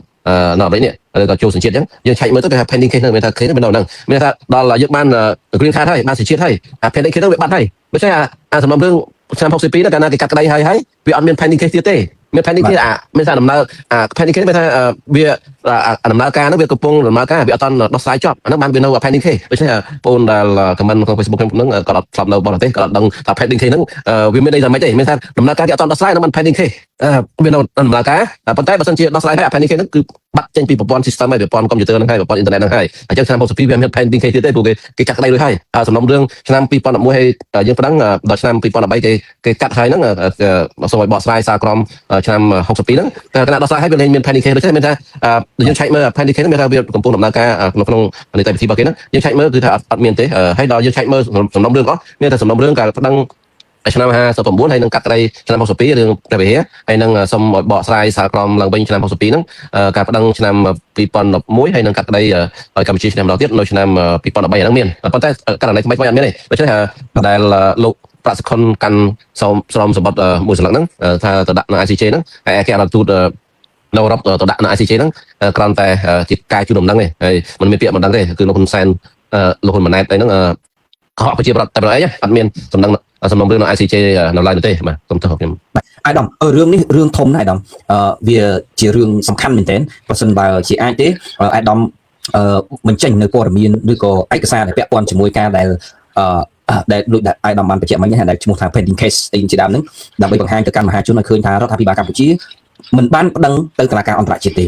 ដើម្បីឲ្យប្រជាពលរដ្ឋគាត់ជួយជំរុញបន្ថែមនៅក្នុងការឲ្យរដ្ឋាភិបាលឬក៏មេដឹកនាំនៅភ្នំពេញហ្នឹងស្ទុះស្ទាយនៅក្នុងការដាក់ពាក្យប្តឹងទៅតុលាការអន្តរជាតិពីព្រោះបើសិនជាបើយោងតាមអាយដាមបានលើកឡើងមិញគឺថាក្រៅពីយន្តការពាក្យបណ្ដឹងទៅតុលាការអន្តរជាតិគឺថាយើងលំបាកមែនទែននៅក្នុងការទាមទារទឹកដីយើងត្រឡប់មកវិញប៉ុន្តែអាយដាមទន្ទឹមនឹងផងដែរក៏មានបាទសូមចេះទន្ទឹមនឹងផងដែរក៏មានគណៈបកប្រជាជនក៏ដូចជាដៃជើងរបស់រដ្ឋាភិបាលហ្នឹងគេបានបញ្ជាក់យ៉ាងច្បាស់ថាក្នុងរយៈពេល6ខែគឺកម្ពុជាអាចទាមទារដីនឹងត្រឡប់មកវិញដោយហ៊ានប្រកាសភ្នាល់អីអញ្ចឹងតើប៉ុន្តែក្នុងនឹងផងដែរគេមិនបានប្រាប់ទេថាតើមានយន្តការអីដែលយើងអាចទាមទារទឹកដីត្រឡប់មកវិញជាទស្សនៈអាយដាមយល់ថាកម្ពុជាអាចទាមទារនឹងទឹកដីនឹងបានត្រឡប់មកវិញទេទឹកដីដែលថៃបានកាត់កាប់បច្ចុប្បន្ននេះបាទមុនដល់សំណួរនោះខ្ញុំសូមបញ្ចប់បន្តិចបានជឿមូលហេតុអីបានជារដ្ឋាភិបាលលោកហ៊ុនម៉ាណែតមិនព្រមប្តឹងទៅ ICJ បាទហើយសំណុំរឿងដែលខ្ញុំឆែកមើលនៅ website ICJ ហ្នឹងគឺថាអត់មានប្តឹងទេថ្មីនេះដែលលោកហ៊ុនម៉ាណែតកុហកថាប្តឹងហ្នឹងអត់បានប្តឹងទេបោកប្រាស់ប្រជាពលរដ្ឋទេអាហ្នឹងខ្ញុំបានបង្ហោះនៅក្នុង Facebook ខ្ញុំឯង Panic Case ឬក៏សំណុំរឿងឆ្នាំ62ឬឆ្នាំ2013ហ្នឹងដែលកម្ពុជាមកប្តឹងហ្នឹងគឺថាខ្ញុំបានបង្ហោះហើយគឺថាអត់មានបានប្តឹងទេហើយខ្ញុំយល់ថាមូលហេតុដែលអត់បានប្តឹងទៅ ICJ ហ្នឹងគ្រាន់តែជូនដំណឹងហ្នឹងជូនដំណឹង6ខែតាំងពីខែ6មកដល់ខែ1ជិតចុងខែ1ទៀតហើយអញ្ចឹងវាថាវា7ខែហើយជាង7ខែហើយអត់តាន់មកប្តឹងបើសិនជាប្តឹងប្រកាសជាក្នុងរយៈពេល7ខែនេះគេកោះហៅថៃហើយឥឡូវថៃឯងព្រមឡើងទៅ ICJ ជាមួយកម្ពុជាអត់ឥឡូវកម្ពុជាគេប្តឹងហើយមួយទៀតបើសិនជាប្តឹងប្រកាសជា ICJ ដាក់លិខិតទៅមេធាវីរបស់រដ្ឋាភិបាលហ៊ុនម៉ាណែតថាឥឡូវគេត្រូវការឯកសារបន្ថែមពាក់ព័ន្ធទៅនឹងម្ដងហ្នឹងឥឡូវអ្នកឯងរៀបចំឯកសារមកហើយឃើញប្រកាសជាឃើញលោកប្រាក់សុខុនប្រជុំមេធាវីអន្តរជាតិហ្នឹងដើម្បីដាក់ពាក្យបណ្ដឹងដើម្បីដាក់ឯកសារបន្ថែមបើសិនជាប្តឹងក៏ប៉ុន្តែអត់ទាន់មានឃើញប្រជុំផងណាមានប្រជុំជាមួយមេធាវីឬគណៈកម្មការហ្នឹងដើម្បីរៀបចំឯកសារផងហ្នឹងឃើញតែពេលដែលថាដាក់ពាក្យបណ្ដឹងទៅ ICJ ហ្នឹងឃើញប្រជុំឥឡូវបាត់ជើងឃើញអញ្ចឹងមានថាគាត់កក់ដូចហ្នឹងទោះសំបីតែរឿងពាក្យបណ្ដឹងហ្នឹងមិនហ៊ានប្តឹងថៃផងហើយសម្រាប់ទៅយកដីមកវិញបានឃើញហើយគាត់បានប្រជុំសភាលោកហ៊ុនម៉ាណែតលោកហ៊ុនសែនហ្នឹងប្រជុំដល់សភាព្រឹទ្ធសភាហ្នឹងប្រជុំជុំគ្នាដើម្បីដាក់ពាក្យបណ្ដឹងទៅ ICJ ទេប៉ុន្តែតែជាអត់ដាក់ទេទៅជាកុហកប្រជាពលរដ្ឋដូចចាំ2 3ឆ្នាំទៀតក៏មិនឃើញដែរមូលហេតុដែលមិនដាក់ពាក្យបណ្ដឹងខ្ញុំយល់ថាដោយសារអីដោយសារលោកឡាំជាឆ្នាំ2015លោកឡាំជាគាត់ជារដ្ឋមន្ត្រីទទួលបន្ទុកកិច្ចការព្រំដែនសពថ្ងៃគាត់បាននិយាយថាបើសិនជាថៃឬក៏វៀតណាមមិនទទួលស្គាល់យុត្ថាធិការរបស់ ICJ ទេគឺថាมันអាចប្តឹងបានហើយក៏มันអាចបើយើងប្តឹងក៏ថៃសំទោសមិន ICJ ហ្នឹងมันអាចកាត់ក្តីរឿងសំណុំរឿងដែលកម្ពុជាប្តឹងដែរហ្នឹងមូលហេតុហ្នឹងប្រហែលជាដោយសារមូលហេតុហ្នឹងបានជាមិនប្តឹងគ្រាន់តែគម្រាមថៃដើម្បីថាប្តឹងទៅ ICJ តែប៉ុណ្ណោះឯងបាទហើយមួយទៀតខ្ញុំយល់ថាមូលហេតុដែលមិនប្តឹងហ្នឹងគឺថាដោយសារតែអាចបើប្តឹងទៅវៀតណាមគឺថាឯងប្តឹងថៃថ្ងៃក្រោយប្តឹងវៀតណាមដែរហើយបើប្តឹងរឿងជាមួយថៃពាក់ព័ន្ធទៅនឹងកោះគុតឬដែនសមុទ្រហ្នឹងវាប៉ះពាល់ទៅដល់ឆ្នាំ82ដែលហ៊ុនសែនសញ្ញេទៅលើសន្ធិសញ្ញាស្តីពីតំបន់ទឹកប្រវត្តិសាស្ត្រហ្នឹងកាត់ទឹកដីខ្មែរយើងជាពិសេសដែនសមុទ្រ30,000 គីឡូម៉ែត្រទៅឲ្យវៀតណាមហើយនឹងដាក់តំបន់សមុទ្រគេហៅថាតំបន់ទឹកប្រវត្តិសាស្ត្រហ្នឹងចំនួន 10,000 គីឡូម៉ែត្រការ៉េជាមួយនឹងវៀតណាមគេហៅថាតំបន់ទឹកប្រវត្តិសាស្ត្រហ្នឹងដាក់សមុទ្រខ្មែរយើងរួមជាមួយវៀតណាមហើយនឹងធ្វើឲ្យបាត់កោះត្រល់និងកោះកញ្ចក់សេះទៅវៀតណាមផងដែរឆ្នាំ82ហ្នឹងដូច្នេះបើសិនជាប្តឹងថៃវាអាចប៉ះពាល់ទៅដល់ដែនសមុទ្រជាមួយវៀតណាមហើយនឹងកោះត្រល់និងកោះកញ្ចក់សេះដែលវៀតណាមយកពីកម្ពុជាយើងតាមទីឆ្នាំ82ដែលលោកហ៊ុនសែនកាត់ទៅឲ្យវៀតណាមហើយមូលហេតុទាំងអស់ហ្នឹងហើយប្រហែលជាមូលហេតុហ្នឹងបានជាអត់ប្តឹងទៅអាចប៉ះពាល់ទៅដល់វៀតណាមអញ្ចឹងវៀតណាមខឹងអាចទម្លាក់ទៅហ៊ុនពីអំណាចហើយមួយទៀតអាចមូលហេតុបើសិនជាប្តឹងទៅអាចការចរចាទ្វេភាគីហ្នឹងมันអាចដំណើរការទៅបានព្រោះតាម MOU ឆ្នាំ2000ឬអនុសន្និកាយកគ្នាឆ្នាំ2000ហ្នឹងគេតម្រូវឲ្យចរចាទ្វេភាគីអត់មាននិយាយរឿងយន្តការឡើងទៅ ICJ ទេហើយបើសិនជាប្តឹងទៅ ICJ គឺដំណើរការនៃការប្រជុំតាមរយៈទ្វេភាគីឬតាមរយៈ MOU ឆ្នាំ2000ហ្នឹងគឺប្រកាសជាគាំងហើយអត់អាចដំណើរការបានទេអញ្ចឹងបានជាមិនហ៊ានប្តឹងហើយបើសិនជាស្ថានភាពតាមរយៈ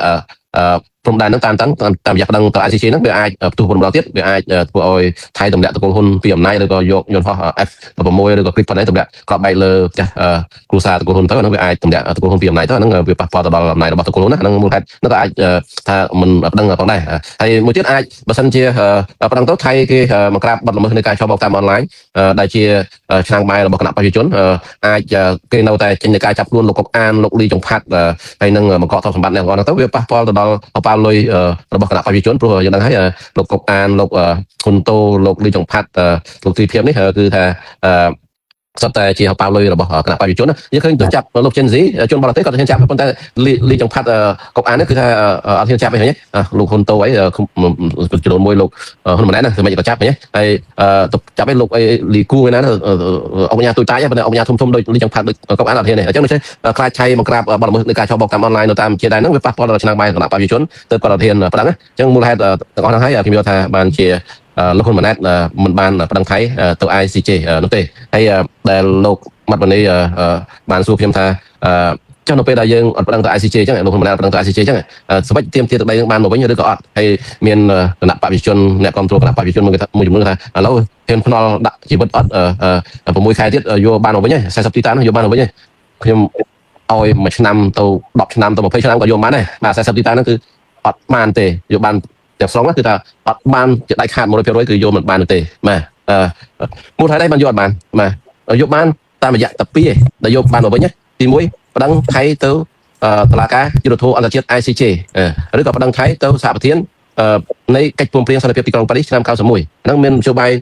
ទី1ដើម្បីយកទឹកដី40ទីតាំងហ្នឹងដែលថៃគ្រប់គ្រងហ្នឹងយកមកវិញ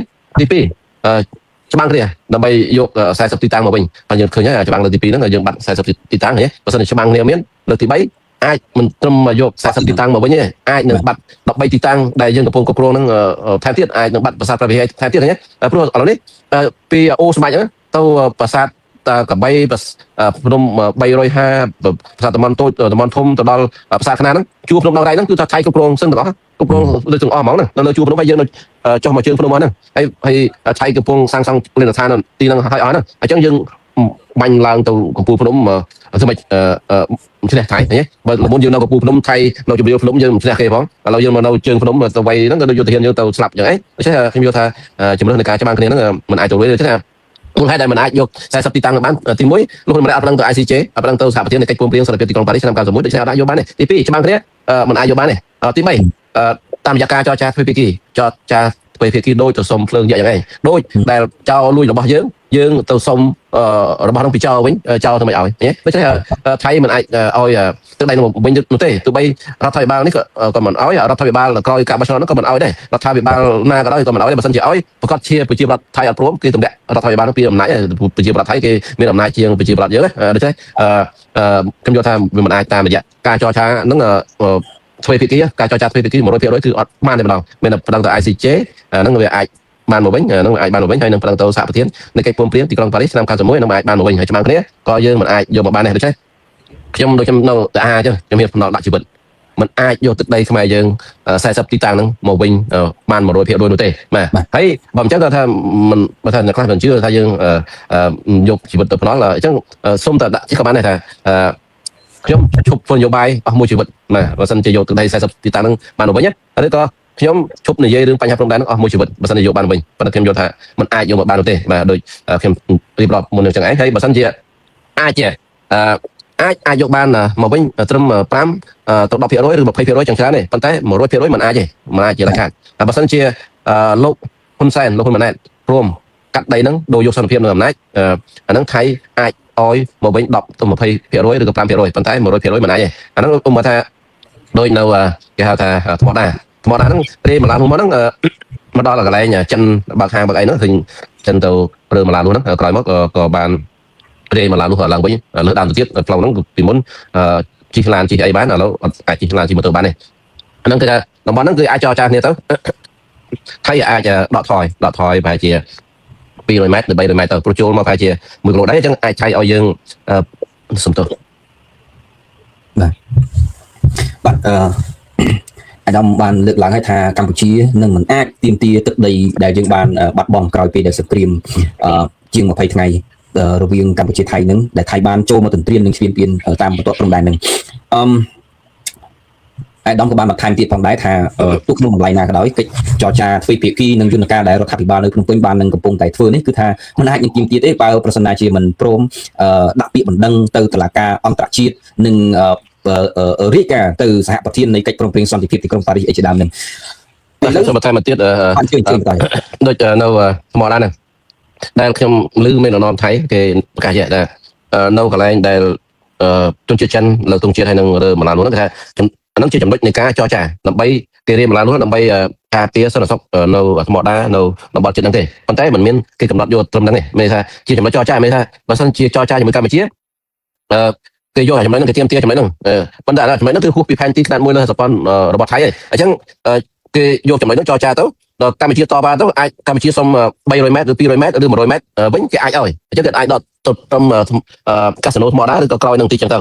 ក៏ប៉ុន្តែអត់អាចដកថយទៅកន្លែងដើមទេ1គីឡូម៉ែត្រហ្នឹងទេមានថាគេអាចឲ្យយើង100ម៉ែត្រឬ200ម៉ែត្រឬ300ម៉ែត្រមកចរចាគ្នាកម្ពុជាយើងប្រកាសជាចរចាទៅទ្វេភាគីថាឥឡូវខ្ញុំសុំ1គីឡូដីវិញដល់ពេលនោះថៃថាអត់ឲ្យអញ្ចឹងឥឡូវខ្ញុំសុំ500ម៉ែត្រអត់ឲ្យឥឡូវសុំ300ម៉ែត្រអត់ឲ្យសុំ200ម៉ែត្រអូខេយក200ម៉ែត្រអញ្ចឹងអញ្ចឹងយើងនៅព្រមបោះបកគោលអញ្ចឹងទៅគឺថៃអាចឲ្យយើង100ម៉ែត្រឬ200ម៉ែត្រទៅ300ម៉ែត្រវិញប៉ុន្តែ1គីឡូដីហ្នឹងគឺមិនអាចទេ 100% គឺថាមិនអាចយកដីហ្នឹង1គីឡូម៉ែត្រមកវិញនោះទេអញ្ចឹងគេអាចចរចាអញ្ចឹងដូចនៅអានសេះហ្នឹងគឺថាថៃចូលមកដល់កាស៊ីណូហើយបើគិតពីផែនទីខ្នាតមួយលើ 200,000 ពីព្រំដែនមកដល់រងមូលតអ៊ុំហ្នឹងប្រហែលជាជិត1គីឡូដីបើសិនជាមកដល់កាស៊ីណូប្រហែលជា2គីឡូដីអញ្ចឹងបើគិតតាមផែនទីខ្នាតមួយលើ 50,000 របស់ថៃគឺថាពោះរងមូលតអ៊ុំតិចទេតែឥឡូវនេះគឺថាថៃអភិវឌ្ឍរហូតដល់ពោះរងមូលតអ៊ុំនោះប្រហែលជា500ម៉ែត្រហើយ500ម៉ែត្រជាងគឺថាសាងសង់រូបសំណាកពុទ្ធបដិមាហ្នឹងគឺថាធំមែនទែននៅពោះរងមូលតអ៊ុំហ្នឹងមកចូលអាសេនហ្នឹងហើយឃើញធ្វើរោងធ្វើអីហើយនឹងលើកទង់ជាតិថៃនៅទីហ្នឹងហួសពីរងមូលតអ៊ុំអញ្ចឹងប្រហែលជា1គីឡូដីជាងអញ្ចឹងបើសិនជាចរចាថៃអាចយក 100% ដូចនៅថ្មដែរអញ្ចឹងថៃអាចយក 100% ឬក៏អាចយកតែ 80% ឬ 90% អានសេះដូចគ្នាដែរអាចថៃយក 100% ដល់កាស៊ីណូឬក៏ថៃអាចចរចាជាមួយយើងអាចថៃដកថយ200ម៉ែត្រឬ300ម៉ែត្រឬ500ម៉ែត្រហើយថៃយក1គីឡូកន្លះមានថាចូលមក2គីឡូអញ្ចឹងវាអាចឲ្យយើង500ម៉ែត្រទៅវាយក1គីឡូកន្លះទេអញ្ចឹងអានេះចរចានេះគឺថាប្រហែលជាយើងបានខ្លះប៉ុន្តែមិនអាចបាន 100% ទេប៉ុន្តែដូចនៅភូមិជោគជ័យភូមិប្រច័នអាចដកថយឬក៏ដកថយ100ម៉ែត្រ200ម៉ែត្រចឹងដូចគ្នាបើតកូនអាចចឹងដូចគ្នាអាចដកថយ100ម៉ែត្រឬ200ម៉ែត្រឬក៏អត់ដកថយប៉ុន្តែនៅប្រាសាទ4នេះអត់អាចដកថយប្រាសាទតំបន់តូចតំបន់ធំប្រាសាទតាកបីប្រាសាទខ្នា 100% គឺថាថៃមិនអោយមកវិញទេប្រាសាទទាំង4ហ្នឹងมันអាចដកថយជាដាច់ខាតចេញពីប្រាសាទទាំង4ហ្នឹងគឺថៃយកប្រាសាទទាំង4ហ្នឹង 100% ហើយប៉ុន្តែអាចជានៅប្រាសាទតំបន់ធំគឺថានៅប្រហែល50ម៉ែត្រទេអញ្ចឹងថៃត្រូវយកអស់ក៏ប៉ុន្តែនៅប្រាសាទតាកបីចូលមកគោះប្រាសាទតាកបីហ្នឹងប្រហែលជា500ម៉ែត្រគោះភ្នំ350ហ្នឹងមកដល់ចកេះភ្នំប្រហែលជា500ម៉ែត្រទៀតអញ្ចឹងថៃអាចឲ្យ100ម៉ែត្រ200ម៉ែត្រវិញប៉ុន្តែឲ្យទាំងអស់ 100% មិនអាចទេអញ្ចឹងណាប្រាសាទខ្នាយើងនៅជើងភ្នំថៃនៅលើកំពូលភ្នំហ្នឹងដូច្នេះថៃយកទាំងអស់ហ្នឹងអញ្ចឹងដូច្នេះមានន័យថាតំបន់ខ្លះថៃអាចដកថយបើសិនជាចរចាគ្នាបើសិនជាលោកហ៊ុនម៉ាណែតព្រមកាត់ដីហ្នឹងដូរយកសន្តិភាពនិងអំណាចក៏ប៉ុន្តែលោកហ៊ុនម៉ាណែតអាចធ្វើចឹងដែរអាចធ្វើដូចហ៊ុនសែនកាត់ដីឲ្យយួនដើម្បីសងគុណយួនតាមនីតិសញ្ញាពេញថៃឆ្នាំ2005ដែលយកតាមនីតិសញ្ញាឆ្នាំ1985ដែលសម័យយួនទូតាអញ្ចឹងអាចកាត់ដីឲ្យថៃដើម្បីដូរយកសន្តិភាពនៅអំណាចហើយបោះបកគោលឲ្យចប់ទៅហ្នឹងវាអាចជានយោបាយរបស់ហ៊ុនសែនអញ្ចឹងគាត់ហ៊ុនសែនក៏សមណាកាត់ដីឲ្យបរទេសគាត់អត់សូវបារម្ភណាគាត់ខ្វល់ណាព្រោះគាត់យល់ថាគាត់កាត់ដីឲ្យយួនច្រើនហើយកាត់ដីឲ្យថៃប៉ុណ្ណឹងវាមិនអីទេឲ្យបានរក្សាអំណាចទៅហ៊ុនអញ្ចឹងណាវាអាចប៉ុន្តែមួយទៀតគាត់អត់កាត់ទេគាត់ទុកអញ្ចឹងដីហ្នឹងឲ្យរហូតអញ្ចឹងរហូតដល់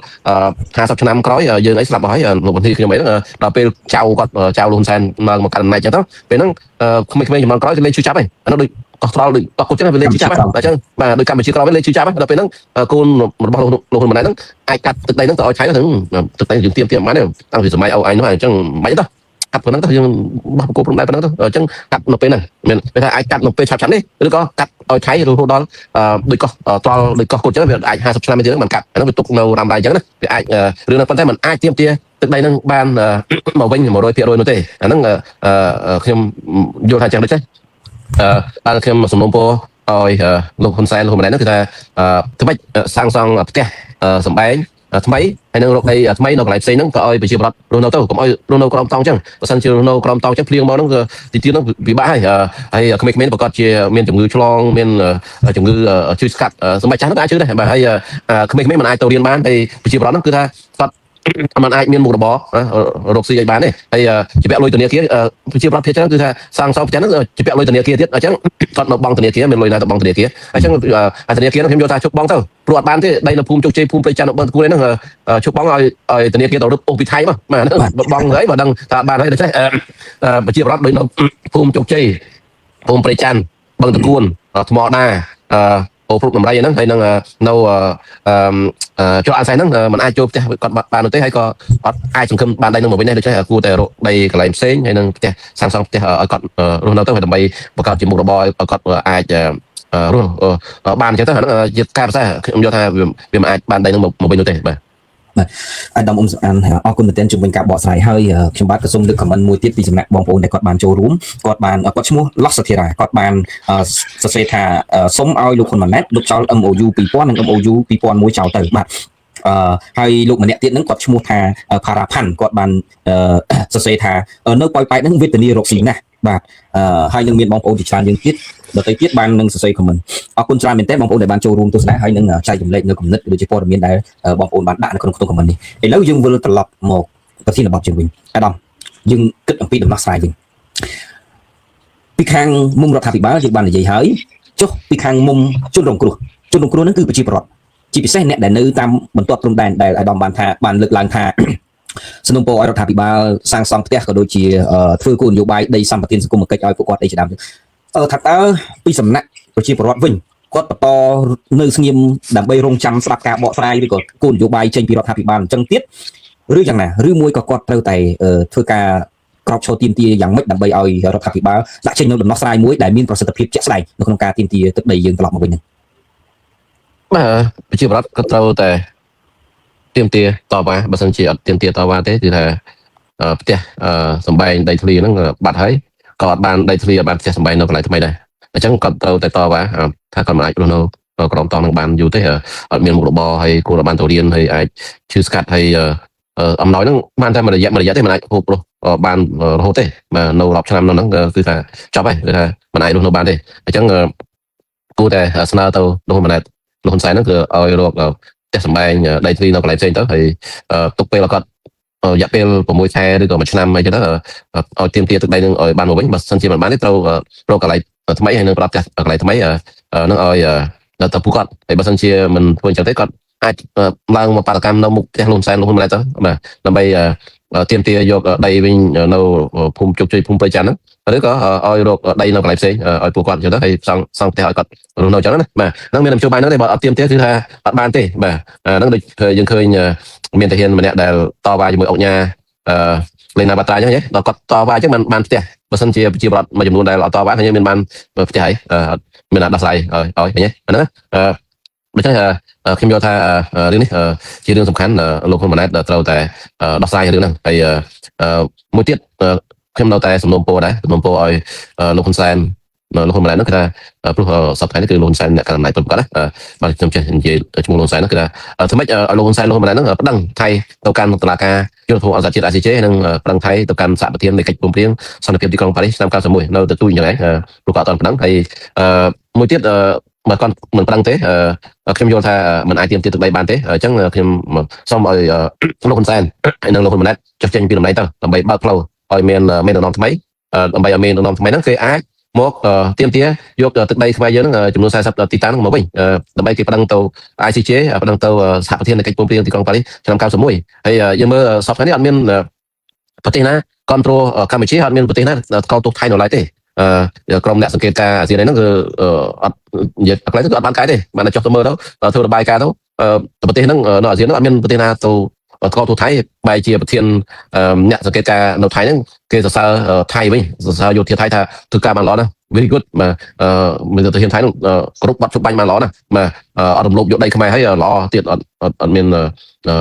ល្មើសនៃបាត់ជប់បាញ់ទៀតហ្នឹងតែបែរទៅជាគ្រប់គ្រងថៃទៅវិញដោយសារប្រទេសនៅអាស៊ានហ្នឹងគឺថៃប្រៀបដូចជាបងធំដែរណាហើយខ្មែរយើង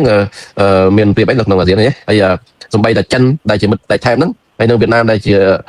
ច្បាយរបស់លោកសែនឬថាមិត្ត100ឆ្នាំរបស់កម្ពុជាហ្នឹងក៏អត់មានទៅកោតទោសថៃបែរជាឃើញជាយន្តហោះទៅចាប់ដៃជាមួយថៃទៅវិញវៀតណាមហ្នឹងហើយចិនហ្នឹងបែរជាទៅធ្វើធម្មយុទ្ធជាមួយថៃព្រោះថៃទិញអាវុធពីចិនច្រើនពាណិជ្ជកម្មជាមួយថៃហ្នឹងក៏ច្រើនហើយថៃគេមិនដែលទៅខ្ចីលុយចិនណាដូចកម្ពុជាយើងសូមមុខ ទៅជួបមុខគឺថាខ្ចីលុយចិនសុំលុយចិនហ្នឹងអញ្ចឹងយល់ថាចិនគេធុញណាចាំមកគេគ្រប់គ្រងថៃអញ្ចឹងដូច្នេះយើងតែមួយទៀតដោយសារលោកហ៊ុនម៉ាណែតនេះកាន់អំណាចផ្ដាច់ការអញ្ចឹងប្រទេសស្រីណាគេទៅគ្រប់គ្រងយើងព្រោះកាលពីគេសំណូមពរឲ្យកម្ពុជាយើងហ្នឹងដោះលែងលោកកឹមសុខាដោះលែងអ្នកប្រជាធិបតេយ្យដោះលែងអ្នកទស្សនិកការហើយនឹងងាកមកផ្លូវប្រជាធិបតេយ្យរៀបចំបោះឆ្នោតដោយសេរីយុត្តិធម៌អញ្ចឹងណាពេលហ្នឹងកម្ពុជាថាណែកុំជឿជាកិច្ចការផ្ទៃក្នុងកម្ពុជានេះគឺជាកិច្ចការផ្ទៃក្នុងកម្ពុជាកុំជឿជាកិច្ចការផ្ទៃក្នុងរបស់កម្ពុជាសោះណាឥឡូវនៅពេលដែលយើងស្នើឲ្យគេដើម្បីដាក់សម្ពាធទៅលើថៃគេថាពីមុនឯងមិនឲ្យគេជឿជាកិច្ចការផ្ទៃក្នុងរបស់កម្ពុជាឥឡូវគេអត់ចង់ជឿជាកិច្ចការផ្ទៃក្នុងរបស់កម្ពុជាទេឯងធ្វើមិនធ្វើជាមួយថៃហ្នឹងអញ្ចឹងដោយសារការអំណាចផ្ដាច់ការហ្នឹងហើយទៅអត់មាននរណាគេទៅគ្រប់គ្រងកម្ពុជាឬក៏ទៅថៃអាហ្នឹងឧបមាថានេះកូរ៉េខាងជើងខាងត្បូងច្បាំងគ្នាគេមិនដែលទៅគ្រប់ប្រទេសស្រីគេមិនដែលទៅគ្រប់គ្រងកូរ៉េខាងជើងទេយល់ថាកូរ៉េខាងជើងខូចអញ្ចឹងពេលលោកហ៊ុនសែននេះកាន់អំណាចផ្ដាច់ការអញ្ចឹងលោកហ៊ុនម៉ាណែតកាន់អំណាចផ្ដាច់ការអញ្ចឹងគេយល់ថាមនុស្សខូចអញ្ចឹងវិញតែពិតមិនមែនអញ្ចឹងទេគឺថាថៃខូចវិញទេឆ្លៀនពេលទឹកដីយើងបើថាថៃហើយភូមាច្បាំងគ្នាគេមិនដែលទៅកាន់ជើងភូមាដែលធ្វើរដ្ឋបហាមីយ៉ុងឡាំងដែលធ្វើរដ្ឋបហាទេគេយល់ថាអាហ្នឹងខូចហើយភូមាហ្នឹងហើយតែប្រថៃទៅឆ្លងឆ្លៀនពេលគេដូច្នេះគេអត់គ្រប់គ្រងទេនៅមានដំណើរផ្ដាច់ការអញ្ចឹងមានដំណើរផ្ដាច់ការដោយកូរ៉េខាងជើងដូចភូមាអញ្ចឹងដូចលហ៊ុនសែនលហ៊ុនម៉ាណែតអញ្ចឹងមូលហេតុហ្នឹងឲ្យมันឲ្យមានអ្នកប្រជាធិបតេយ្យកាន់អំណាចទៅពេលហ្នឹងប្រទេសប្រជាធិបតេយ្យដូចអាមេរិកដូចអីហ្នឹងគេអាចគ្រប់គ្រងយើងប្រទេសបារាំងប្រទេសដទៃទៀតគេគ្រប់គ្រងយើងដោយសារគេយល់ថាមនុស្សល្អគេគ្រប់គ្រងហើយមួយទៀតដោយសារបាត់ល្មើសនៃការឆបោកតាមអនឡាញហ្នឹងគេឲ្យបង្ក្រាបអីហ្នឹងអត់បង្ក្រាបធ្វើលេងធ្វើឲ្យល្អមើលធ្វើបង្ក្រាបបាត់ល្មើសអនឡាញឃើញបង្ក្រាបប្រហែលដល់ចិនជនជាតិបរទេសរត់ពេញផ្លូវហ្នឹងប៉ុន្តែរត់ពីកន្លែងមួយទៅកន្លែងមួយទៀតណាចេញទៅវៀតណាមចេញទៅចិនហ្នឹងតិចតួចណាឃើញថាជនជាតិចិនហ្នឹងសុំវីសាសុំស្នាក់នៅកម្ពុជាបន្តទៀតណាចេញពីព្រំដែនថៃទៅព្រំដែនយួនអញ្ចឹងណាតែអញ្ចឹងមានបង្ការឲ្យបានព្រោះអត់មានចាប់អុកញ៉ាដូចតុកអានលីចុងផាត់ហើយនឹងគុនតូទ្រីភិបហើយនឹងមន្ត្រីជាន់ខ្ពស់រដ្ឋាភិបាលដែលមានក្នុងបញ្ជីខ្មៅរបស់អាមេរិកដែលអាមេរិកក្រងនឹងដាក់ទណ្ឌកម្មដែលគេធ្វើសេចក្តីព្រាងច្បាប់ដាក់ទណ្ឌកម្មទៅលើមេដឹកនាំកម្ពុជាហ្នឹងអ្នកអុកញ៉ាហ្នឹងនៅកម្ពុជាហ្នឹងអត់ឃើញចាប់ខ្លួនណាដូច្នេះមូលហេតុដែលបង្ក្រាបបាត់ល្មើសនៃការឆបោកតាមអនឡាញក៏គេអត់ជួយកម្ពុជាដែរណាអញ្ចឹងมันត្រូវមានដឹកនាំថ្មីដើម្បីទីមួយដឹកនាំតាមបែបប្រជាធិបតេយ្យទៅគេជួយបង្ក្រាបបាត់ល្មើសនៃការឆបោកអនឡាញទៅគេជួយគេខកទូថៃអញ្ចឹងទៅយើងអាចមានពីទៅលើថៃប៉ុន្តែអត់ទេអាមេរិកអីគេទៅគេនឹងធ្វើសមយុទ្ធជាមួយថៃក្នុងពេលឆាប់នេះអាមេរិកឲ្យជួយលុយទៅថៃច្រើនទៀតដើម្បីពង្រឹងឲ្យថៃហ្នឹងយកលុយហ្នឹងទៅពង្រឹងយោធាគេហ្នឹងដើម្បីមកបង្ក្រាបបាត់ល្មើសនៃការឆបោកអនឡាញនៅកម្ពុជាហើយថៃយកអាឡេះហ្នឹងដើម្បីឈ្លានពានទឹកដីខ្មែរយើងទៀតហ្នឹងដូច្នេះបែរជាជួយថៃទៅវិញដូចអ៊ុយក្រែនគឺថាមានអឺរ៉ុបមានអាមេរិកសហគមន៍អន្តរជាតិគេស្គាល់ទោសរុស្ស៊ីដែលឈ្លានពានអ៊ុយក្រែនហើយសូម្បីតែគេស្គាល់ទោសរុស្ស៊ីប៉ុណ្ណឹងតែទឹកដីនៅតំបន់គ្រីមៀតំបន់ដុនបាសតំបន់ប៉ែកខាងកើតនៃអ៊ុយក្រែនហ្នឹងទាមបានចុះតម្រាំកម្ពុជាយើងអត់មានអាណាគ្រប់គ្រងយើងមួយអត់មានប្រទេសណាមួយដែលស្គាល់ទោសថៃផងឬអីទៅយកទឹកដី40ទីតាំងមកវិញបានហ្នឹងមូលហេតុទាំងអស់ហើយបានត្រូវឲ្យមានដំណងថ្មីដើម្បីទាមទារទឹកដីហ្នឹងបានមកវិញបើមិនចឹងទេគឺថាมันអាចទាមទារទឹកដីហ្នឹងបានមកវិញនោះទេនឹងចំណុចនោះជាចំណុចសំខាន់ណាស់បាទអាដាមអរគុណច្រើនចំពោះការបកស្រាយរបស់អាដាមហើយខ្ញុំសូមចូលរួមយោបល់បន្តិចជំវិញអាដាមបានលើកឡើងអំពីគោលនយោបាយដំណោះស្រាយដីធ្លីដែលប្រជាពលរដ្ឋបានបាត់បង់ហើយមានជាពលរដ្ឋមួយចំនួនគាត់បានយកដីធ្លីរបស់គាត់ហ្នឹងដាក់នៅធនាគារជាដើមបើយោងតាមច្បាប់ភូមិបាលច្បាប់ដីធ្លីហ្នឹងគឺគេបានបែងចែកប្រភេទដីហ្នឹងជាពីរប្រភេទទី1គេហៅថាដីឯកជនរបស់រដ្ឋប្រភេទទី2នេះគេថាដីសាធារណៈរបស់រដ្ឋហើយដីឯកជនរបស់រដ្ឋនេះគឺកម្មសិទ្ធិករនឹងមានសិទ្ធិនៅក្នុងការអាស្រ័យផលមានសិទ្ធិនៅក្នុងការធ្វើបានន័យថាផ្ទេរទៅឲ្យឬក៏លក់ដូរជាដើមហ្នឹងដូច្នេះមានន័យថាបើទោះបីជាប្រជាពលរដ្ឋខ្មែរទទួលបាននៅគោលនយោបាយដីសម្បត្តិសង្គមគិច្ចពីរដ្ឋាភិបាលក៏ដោយប៉ុន្តែដីដែលពួកគាត់បានបាត់បង់ហ្នឹងមិនមែនត្រឹមតែជាអ្វីដែលជាកម្មសិទ្ធិករហ្នឹងមិនមែនមានន័យថាគាត់អង្គឯងហ្នឹងគឺជាម្ចាស់នោះទេគឺថាដីហ្នឹងគឺថាប្រជាពលរដ្ឋខ្មែរគ្រប់គ្នាក៏មានសិទ្ធិមានចំណែកនៅក្នុងនឹងផងដែរការដែលបាត់បង់ដីទៅការកាន់កាប់ទៅប្រទេសជិតខាងនេះដូច្នេះសរុបសេចក្តីមកវិញគឺថាខ្ញុំបារម្ភណាស់អាដាមបារម្ភថាគេលោថាប្រជាពលរដ្ឋដែលគាត់បានបាត់បង់ដីធ្លីនឹងទទួលបានគោលនយោបាយដីសម្បត្តិសង្គមគិច្ចហើយគាត់ក៏ស្ងាត់ទៅគាត់ក៏បំភ្លេចការឈឺចាប់ដែលសៀមបានតម្លាក់ក្របបែកទៅលើផ្ទះសម្បែងរបស់ពួកគាត់ហើយរឹបអូសដីធ្លីរបស់ពួកគាត់នឹងហើយរឿងនឹងបញ្ចប់ត្រឹមហ្នឹងហើយអាដាមពីព្រោះថាការបាត់បង់ដីនេះមិនមែនតែឈឺចាប់សម្រាប់តែពួកគាត់ទេពួកយើងទាំងអស់គ្នាដែលជាខ្មែរនឹងគឺរួមចំណែកយើងមានគេហៅថាទទួលសិទ្ធិនៅក្នុងច្បាប់ដែលបានចែងហ្នឹងគឺថាយើងក៏ជាផ្នែកមួយនៃកម្មសិទ្ធិដីធ្លីទាំងអស់នោះផងដែរបាទនេះគឺជាការព្រួយបារម្ភវិលត្រឡប់មកវិញហើយយើងមកដល់ទីបញ្ចប់នៃកិច្ចពិភាក្សារបស់យើងជាង1ម៉ោងទៅហើយខ្ញុំប្រកល់នីតិនេះទៅកាន់អាដាមអ៊ុំសំអាននៅចំពោះអ្វីដែលខ្ញុំមិនបានសួរហើយអាដាមចង់លើកឡើងអញ្ចឹងសូមអាដាមសូមបង្ហើយនៅក្នុងវេលានេះបាទសូមជឿបាទលោកម៉ាណែតបើសិនជាអត់ចុះចេញពីតំណែងទេលោកម៉ាណែតនឹងត្រូវប្រវត្តិសាស្ត្រហ្នឹងចាជាជនក្បត់ជាតិ ដោយស្ដេចជាថាទី2ចឹងឯងដែលធ្វើឲ្យបាត់ទឹកដីកម្ពុជាក្រោមអញ្ចឹងគាត់គួរតែចោះចេញទៅបើសិនជាមិនចោះចេញទេគឺថាគាត់មិនអាចទៀតទឹកដីចំនួន40ទីតាំងមកវិញទេហើយគាត់អាចខ្លាយទៅជាស្ដេចជាថាទី2នៅក្នុងប្រវត្តិសាស្ត្រកម្ពុជាដែលធ្វើឲ្យបាត់បង់ទឹកដីដែលខ្លាយទៅជាជនក្បត់ជាតិអញ្ចឹងចុះឲ្យតន់ទៅកុំឲ្យជាប់ឈ្មោះជាជនក្បត់ជាតិនៅក្នុងប្រវត្តិសាស្ត្រកម្ពុជាបាទហើយមួយទៀតដែលថៃគេប្រើផែនទីຂະຫນាត150,000ហ្នឹងគេចំណែនជាមួយវៀតណាមលោកស៊ីនពិស័យក៏បានបញ្ជាក់យ៉ាងហ្នឹង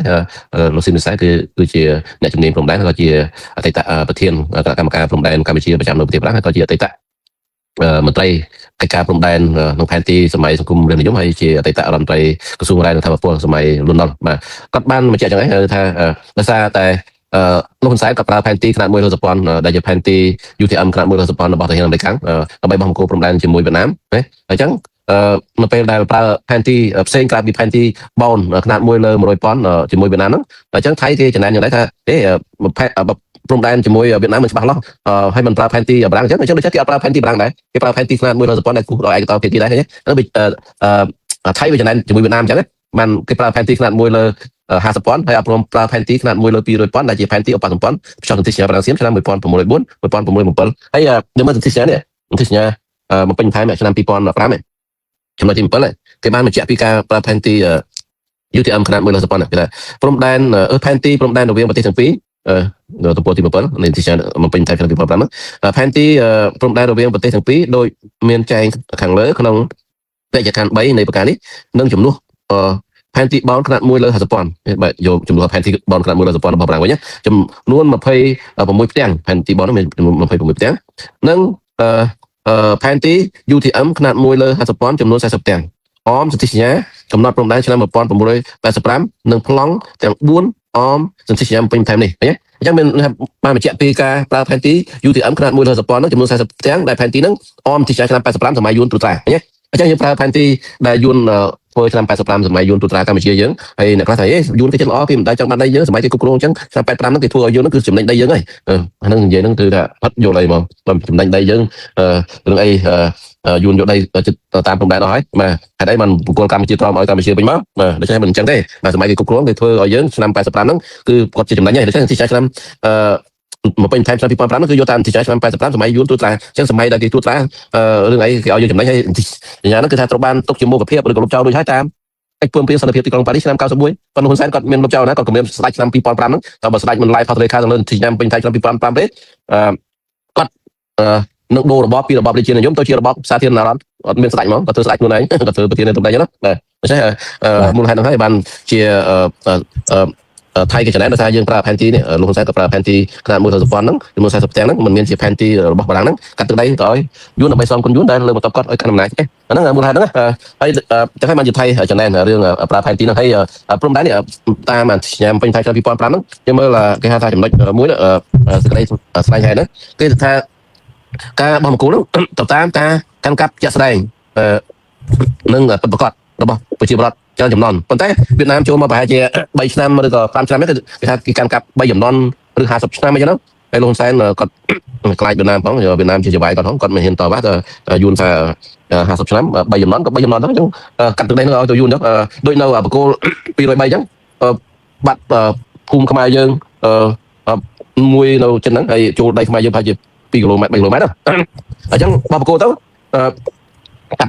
់ភូមិនោះទៅឲ្យយួនទៅបាទហើយយួនចូលមកប្រហែលជា3ឆ្នាំទៅ5ឆ្នាំខ្ញុំទៅមើលឆ្នាំ2015ចូលមកហ្នឹង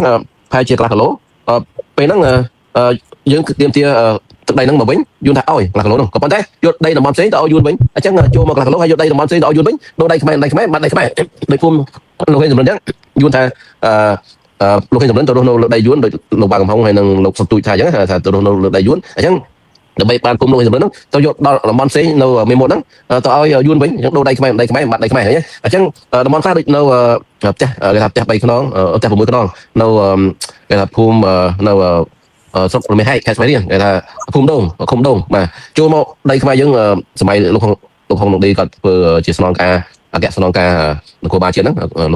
ោកហុងឌីហ្នឹងហើយជាវៀតណាមជាយួននៅពេលគាត់ឡើងជាអគ្គស្នងការនគរបាលជាតិហ្នឹងគឺថាមកយកបន្ទាប់ហ្នឹងគឺថាវៀតណាមចូលមកប្រហែលជា3គីឡូបង្កលប៉ុស្តិ៍មកប្រហែល3គីឡូព្យាបរដ្ឋប្រាប់ខ្ញុំហ្នឹងនៅភូមិដងហ្នឹងដល់ពេលចោះចាស់គ្នាទៅចូលមក3គីឡូអញ្ចឹងគេ គេឲ្យយើងមកវិញដែរតវ៉ាគ្នាទៅដើម្បីបបកគោហ្នឹងគឺថាគេឲ្យមកយើងប្រហែលជា200 ម៉ែត្រ 300 ម៉ែត្រមកវិញដែរប៉ុន្តែ3គីឡូហ្នឹងគេឲ្យយើងតែប៉ុណ្្នឹងទេអាហ្នឹងដូចគ្នាអញ្ចឹងធ្វើដូចគ្នាអញ្ចឹងជាមួយថៃជាមួយយួនហ្នឹងគឺដូចគ្នាយួនគាត់មកចង់បានដីប្រហែលជា2គីឡូអញ្ចឹងវាចូលមកប្រហែលលើស500 ម៉ែត្រអញ្ចឹងទៅ2គីឡូកន្លះអញ្ចឹងទៅចរចាវាអាចឲ្យ500 ម៉ែត្រមកវិញដែរថៃដូចគ្នាអញ្ចឹងវាតាមពិតវាឈ្លានពានដូចនៅដូចខ្ញុំថាអញ្ចឹងនៅស្មតដានៅអានសេះអញ្ចឹងគូផែនទីខ្នាត1លើសប៉ុនព្រោះថាបើនៅអានសេះវាត្រឹមគូរង្វង់មូលតអ៊ំទេអញ្ចឹងវាចូលមកប្រហែលជាគូរង្វង់មូលតអ៊ំនោះប្រហែលជា1គីឡូទៀតអញ្ចឹងវាចូលមកអាចារ្យទៅដើម្បីចរចាគ្នាទៅយ៉ាងហោចក៏វាបានតាមផែនទីខ្នាត1លើសប៉ុនដែរអាហ្នឹងយូរនៅថៃដូចគ្នាអញ្ចឹងចូលមកថាចង់បាន2គីឡូវាចូល2គីឡូកន្លះហើយវាអាចឲ្យយើង500 ម៉ែត្រវិញអញ្ចឹងអាហ្នឹងយូរនៅថៃគឺថានយោបាយដូចគ្នាចូលមកបានច្រើនហើយដើម្បីចរចាគ្នាទៅអាចឲ្យខ្លះមកវិញអញ្ចឹងយើងអរគុណវៀតណាមអរគុណថៃយើងដែរបបកគោព្រំដែនណាដូច្នេះមានថាដោយសារថៃហ្នឹងចំណែនដែលលោកហ៊ុនសែនប្រើផែនទីខ្នាត1លើ50ប៉ុនជាមួយវៀតណាមអញ្ចឹងថៃចង់ប្រើផែនទីខ្នាត1លើ50ប៉ុនជាមួយថៃដែរដោយអត់ប្រើផែនទីខ្នាត1លើ200ប៉ុនទេអាហ្នឹងយើងឃើញតែដល់ព្រោះមានន័យថាការចរចាទ្វេភាគីរវាងកម្ពុជាវៀតណាមកាលនោះដែលបង្កើតបានជាសន្ធិសញ្ញាឆ្នាំ2005ហ្នឹងគឺថាយើងចាញ់ប្រៀបគេដោយសារតែប្រើប្រាស់ផែនទីខ្នាត1លើ50ប៉ុនអញ្ចឹងកិច្ចចរចាទ្វេភាគីរវាងកម្ពុជាជាមួយថៃជំវិញតំបន់ព្រំដែននេះតើដល់ការប្រើប្រាស់ផែនទីនេះខ្នាត1លើ50ប៉ុនអញ្ចឹងដែរឬក៏ភាគីថៃបានចូលស្របជាមួយនឹងផែនទីដែលកម្ពុជាបានតម្កល់ទុកនៅអង្គការសហជាតិគឺផែនទីខ្នាត1លើ100ប៉ុនហើយដល់បច្ចុប្បន្ននេះបាទជាមួយថៃគឺផែនទីខ្នាត1លើ200ប៉ុនផែនទីបាទជាមួយវៀតណាមគឺផែនទីបនខ្នាត1លើ100ប៉ុននៅជាមួយវៀតណាមបាទគឺថាថៃអត់ព្រមទេតំបន់ភាគច្រើនគឺថាថៃអត់ព្រមយកទៅតាមផែនទីខ្នាត1លើ200ប៉ុនជាផែនទីរបស់បារាំងទេគឺថៃទាមទារទៅតាមផែនទីខ្នាត1លើ50ប៉ុនរបស់ខ្លួនអញ្ចឹងហើយបានគេច្បាំងហ្នឹងអញ្ចឹងបើសិនជាលោកហ៊ុនសែនលោកហ៊ុនម៉ាណែតចង់បានសន្តិភាពនៅអំណាចគឺថាកាត់ដីហ្នឹងលោកយកសន្តិភាពនៅអំណាចទៅយកតាមផែនទីខ្នាត1លើ50ប៉ុនរបស់ថៃហ្នឹងទៅនៅអញ្ចឹងណាបាទហើយយើងឃើញថាថៃទោះបីជាបាត់ជួបបញ្ហាក៏ដោយថៃនៅធ្វើសំណងរឹងហើយនឹងសាងសង់ដូចជាពុទ្ធបដិមានៅលើកំពូលភ្នំទ្របហើយធ្វើផ្លូវធ្វើលេនដ្ឋាននៅអានសេះនៅភ្នំ350នៅតំបន់ផ្សេងៗទៀតគឺថៃអត់ជប់ទេថៃនៅតែរៀនម្លានោះជួដីខ្មែរយើងអាហ្នឹងយើងឃើញចាស់ស្អីអញ្ចឹងហើយវ័យកំតិចផ្ទះប្រជាប្រដ្ឋនៅភូមិជោគជ័យភូមិព្រៃច័ន្ទនៅបឹងតគូនអីហើយវ័យចោលហើយនៅអានសេះវ័យចោលហើយ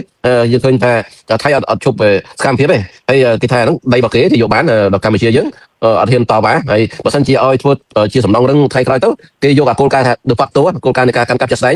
តាមច្បាប់អន្តរជាតិគេអាចនឹងគ្រប់គ្រងតំបន់ហ្នឹងជាអចិន្ត្រៃយ៍ហើយមិនអាចទាមទារបានវិញអាហ្នឹងជាការព្រួយបារម្ភនៅពេលអនាគតហ្នឹងគឺថាវានឹងទៅជាអញ្ចឹងហ្នឹងណាហើយមួយទៀតទោះបីជាលោកហ៊ុនសែនលោកហ៊ុនម៉ាណែតនេះគឺមកប្តឹងទៅ ICJ ក៏ដោយក៏ប៉ុន្តែរដ្ឋាភិបាលឯករាជ្យ$23គឺថាជាឆន្ទៈរបស់យើងដោះស្រាយបានគឺថាយើងព្យាយាមនឹងដោះស្រាយគឺថារដ្ឋាភិបាលឯករាជ្យ$23គ្រោងនឹងបញ្ចប់កិច្ចការជាមួយមេធាវីអន្តរជាតិលោក Richard Roger ហ្នឹងចុងខែ2នេះចុងខែ1នេះបាទហើយក្នុងខែ2យើងនឹងដាក់បណ្ដឹងទៅកាន់តុលាការព្រហ្មទណ្ឌអន្តរជាតិ ICC បាទតែប្តឹងថៃពីបទកម្មសង្គ្រាមហើយនិងបទកម្មប្រឆាំងនឹងមនុស្សជាតិដែលថៃទម្លាក់ក្របបែកចង្កោមមកលើប្រជាពលរដ្ឋនៅលើទាហានខ្មែរយើងហើយនឹងបាញ់ផ្សេងពលមកលើទាហានខ្មែរយើងមកលើប្រជាពលរដ្ឋខ្មែរយើងហើយនឹងទម្លាក់ក្របមកលើលំនៅឋានជនស៊ីវិលដូចជាសាលារៀនមន្ទីរពេទ្យអីហ្នឹងវត្តអារាមអីហ្នឹងហើយនឹងសម្រាប់ប្រជាពលរដ្ឋខ្មែរយើងនៅតាមព្រំដែនដែលទម្លាក់ក្របហ្នឹងហើយនឹងការចាប់រំលោភនារីខ្មែរយើងដែលជាកម្មករមកពីថៃហ្នឹងហើយនឹងបាញ់សម្រាប់ប្រជាពលរដ្ឋមុនសង្គ្រាមហ្នឹងនៅភូមិជោគជ័យភូមិព្រៃច័ន្ទហ្នឹងជាអ្វីដែលយើងប្តឹងហើយនឹងបំផ្លាញប្រាសាទតាកបីហើយនឹងទម្លាក់ក្របបំផ្លាញប្រាសាទព្រះវិហារជាដើមហ្នឹងជាបទក្រិតដែលយើងប្តឹងទៅ ICC ប៉ុន្តែឃើញអ្នកនាំពាក្យក្រសួងការពារជាតិអ្នកស្រីសុជីតាបាទអ្នកនាំមកពាក្យក្រសួងការពារជាតិរបស់លោកហ៊ុនម៉ាណែតហ្នឹងថានឹងប្រឹងថ្ងៃទៅ ICC ដែរប៉ុន្តែខ្ញុំយល់ថាខកដោយរឿងប្រឹងទៅ ICC ហ្នឹងឯងនិយាយចោលអត់មានប្រឹងទេប៉ុន្តែយើងនឹងធ្វើហើយយើងនឹងប្រឹងទៅ ICC ហ្នឹងគឺថាខែ2នេះហើយអាចលោកប្រធានទៅដាក់មិនដឹងនឹងតោះឬក៏ខ្ញុំឬក៏សហការីយើងនៅអឺរ៉ុបយើងពិភាក្សាគ្នាហើយបន្ទាប់ពីយើងប្រឹងទៅ ICC ហើយរដ្ឋាភិបាលឯករាជ្យ$23យើងនឹងដាក់ពាក្យបណ្ដឹងទៅ ICJ ទៅតុលាការយុត្តិធម៌អន្តរជាតិ ICJ ពីចំនួនព្រំដែនជាមួយនឹងថៃហើយខ្ញុំគ្រោងនឹងដាក់ចំនួន43ទីតាំងបូកនឹងព្រំដែនគោកហើយបូកនឹងព្រំដែនសមុទ្រគឺតំបន់គេហៅថាតំបន់សមុទ្រទូស៊ីគ្នាទំហំ26,000 គីឡូម៉ែត្រទេហើយនឹងទាមទារ2/3នៃកោះគុតហើយនឹងផ្ទះក្រហមឬក៏គេហៅថាផ្ទះតមុកឬគេហៅថាផាំម៉ូយដែងនៅជិតប្រាសាទព្រះវិហារដែរអញ្ចឹងវាឡើងដល់43ទីតាំងប៉ុន្តែមិនដឹងថាមេធាវីគាត់យកព្រមអត់ទេជាកំណត់របស់ខ្ញុំក្រុងនឹងប្រឹងយកទឹកដីខ្មែរយើងចំនួន40ទីតាំងហើយបូកនឹងដែនសមុទ្រហើយនឹងកោះគុតមកវិញចំនួន2/3ផងដែរនេះជាចំហរបស់យើងប៉ុន្តែគេដោះស្រាយយ៉ាងម៉េចអាហ្នឹងយើងអត់ដឹងទេអាហ្នឹងជាឆន្ទៈរបស់យើងមិនដូចលោកហ៊ុនម៉ាណែត និយាយឲ្យអត់មានធ្វើហើយយើងនឹងធ្វើហើយមួយទៀតដូចខ្ញុំថាអញ្ចឹងមានអ្នកខ្លះថាកម្ពុជាយើងមានផែនទីຂະຫນាត1លើ200,000របស់បារាំងទេហ្នឹងជាប្លង់ហ្នឹងមានអង្គការសហជីវជាតិទេអញ្ចឹងដី40ទីតាំងហ្នឹងថៃនឹងបកគលឲ្យយើងវិញហើយជាមួយវៀតណាមយើងមានផែនទីបោនຂະຫນាត1លើ100,000នៅលោកហ៊ុនសែនកាត់ទឹកដីទៅឲ្យវៀតណាមបានមានតាមផែនទីຂະຫນាត1លើ100,000ជាមួយបារាំងដែលបារាំងគេធ្វើហ្នឹងណាជាមួយវៀតណាមគឺថាប្រើផែនទីຂະຫນាត1លើ50,000សម័យផែនទីຂະຫນាត1លើ50,000ដែលថាផែនទី UTM ហ្នឹងដែលអាមេរិករៀបចំឡើងវិញបោះពុំឡើងវិញនាទសវត្សរ៍ទី80សម័យយួនទូតាណាព្រោះលោកហ៊ុនសែនក៏យកតាមទីឆ្នាំ85សម័យយួនទូតាដែរហើយយើងមើលសូម្បីតែអ៊ុយក្រែនខ្ញុំថាអញ្ចឹងអ៊ុយក្រែនក៏មានផែនទីគេដែរក្នុងពេលបានឯករាជ្យពីរុស្ស៊ីឆ្នាំ91ហ្នឹងមាននគរនៅអង្គការសហជីវជាតិដែរហើយបានជារុស្ស៊ីនៅយកតំបន់គ្រីមៀហើយតំបន់ប៉ែកខាងកើតតំបន់ដុនបាសប៉ែកខាងកើតអ៊ុយក្រែនបានហើយមានសហគមន៍អន្តរជាតិគេគ្រប់គ្រងហ្នឹងគឺមានថាទោះបីយើងមានផែនទីហ្នឹងខ្ញុំថានៅពេលចរចាគេមិនយកតាមផែនទីហ្នឹងទាំងស្រុងទេចរចាជាមួយយួនជាមួយវៀតណាមគឺថាដូចខ្ញុំថាអញ្ចឹងគេចូលមក2គីឡូអញ្ចឹងមិនបោះសុំ2គីឡូគេមិនអោយខ្ញុំសុំ1គីឡូមិនអោយសុំ500ម៉ែត្រសុំ300ម៉ែត្រអញ្ចឹងទៅអាស្រ័យលើថៃគេចិត្តល្អប្រហែលគេឲ្យយើងប៉ុណ្ណឹងបើគេមិនចិត្តល្អគេអត់ឲ្យបើគេចិត្តល្អគេអាចឲ្យយើងបញ្ចូល1គីឡូអញ្ចឹងអាចឲ្យយើង200ម៉ែត្រ300ម៉ែត្រមកវិញដូច្នេះវាអត់បានដីហ្នឹងនោះទេដូចខ្ញុំថាអញ្ចឹងគឺថា 100% គឺมันអាចបានដីហ្នឹងមកវិញនោះទេបើសិនជាអាចបានត្រឹម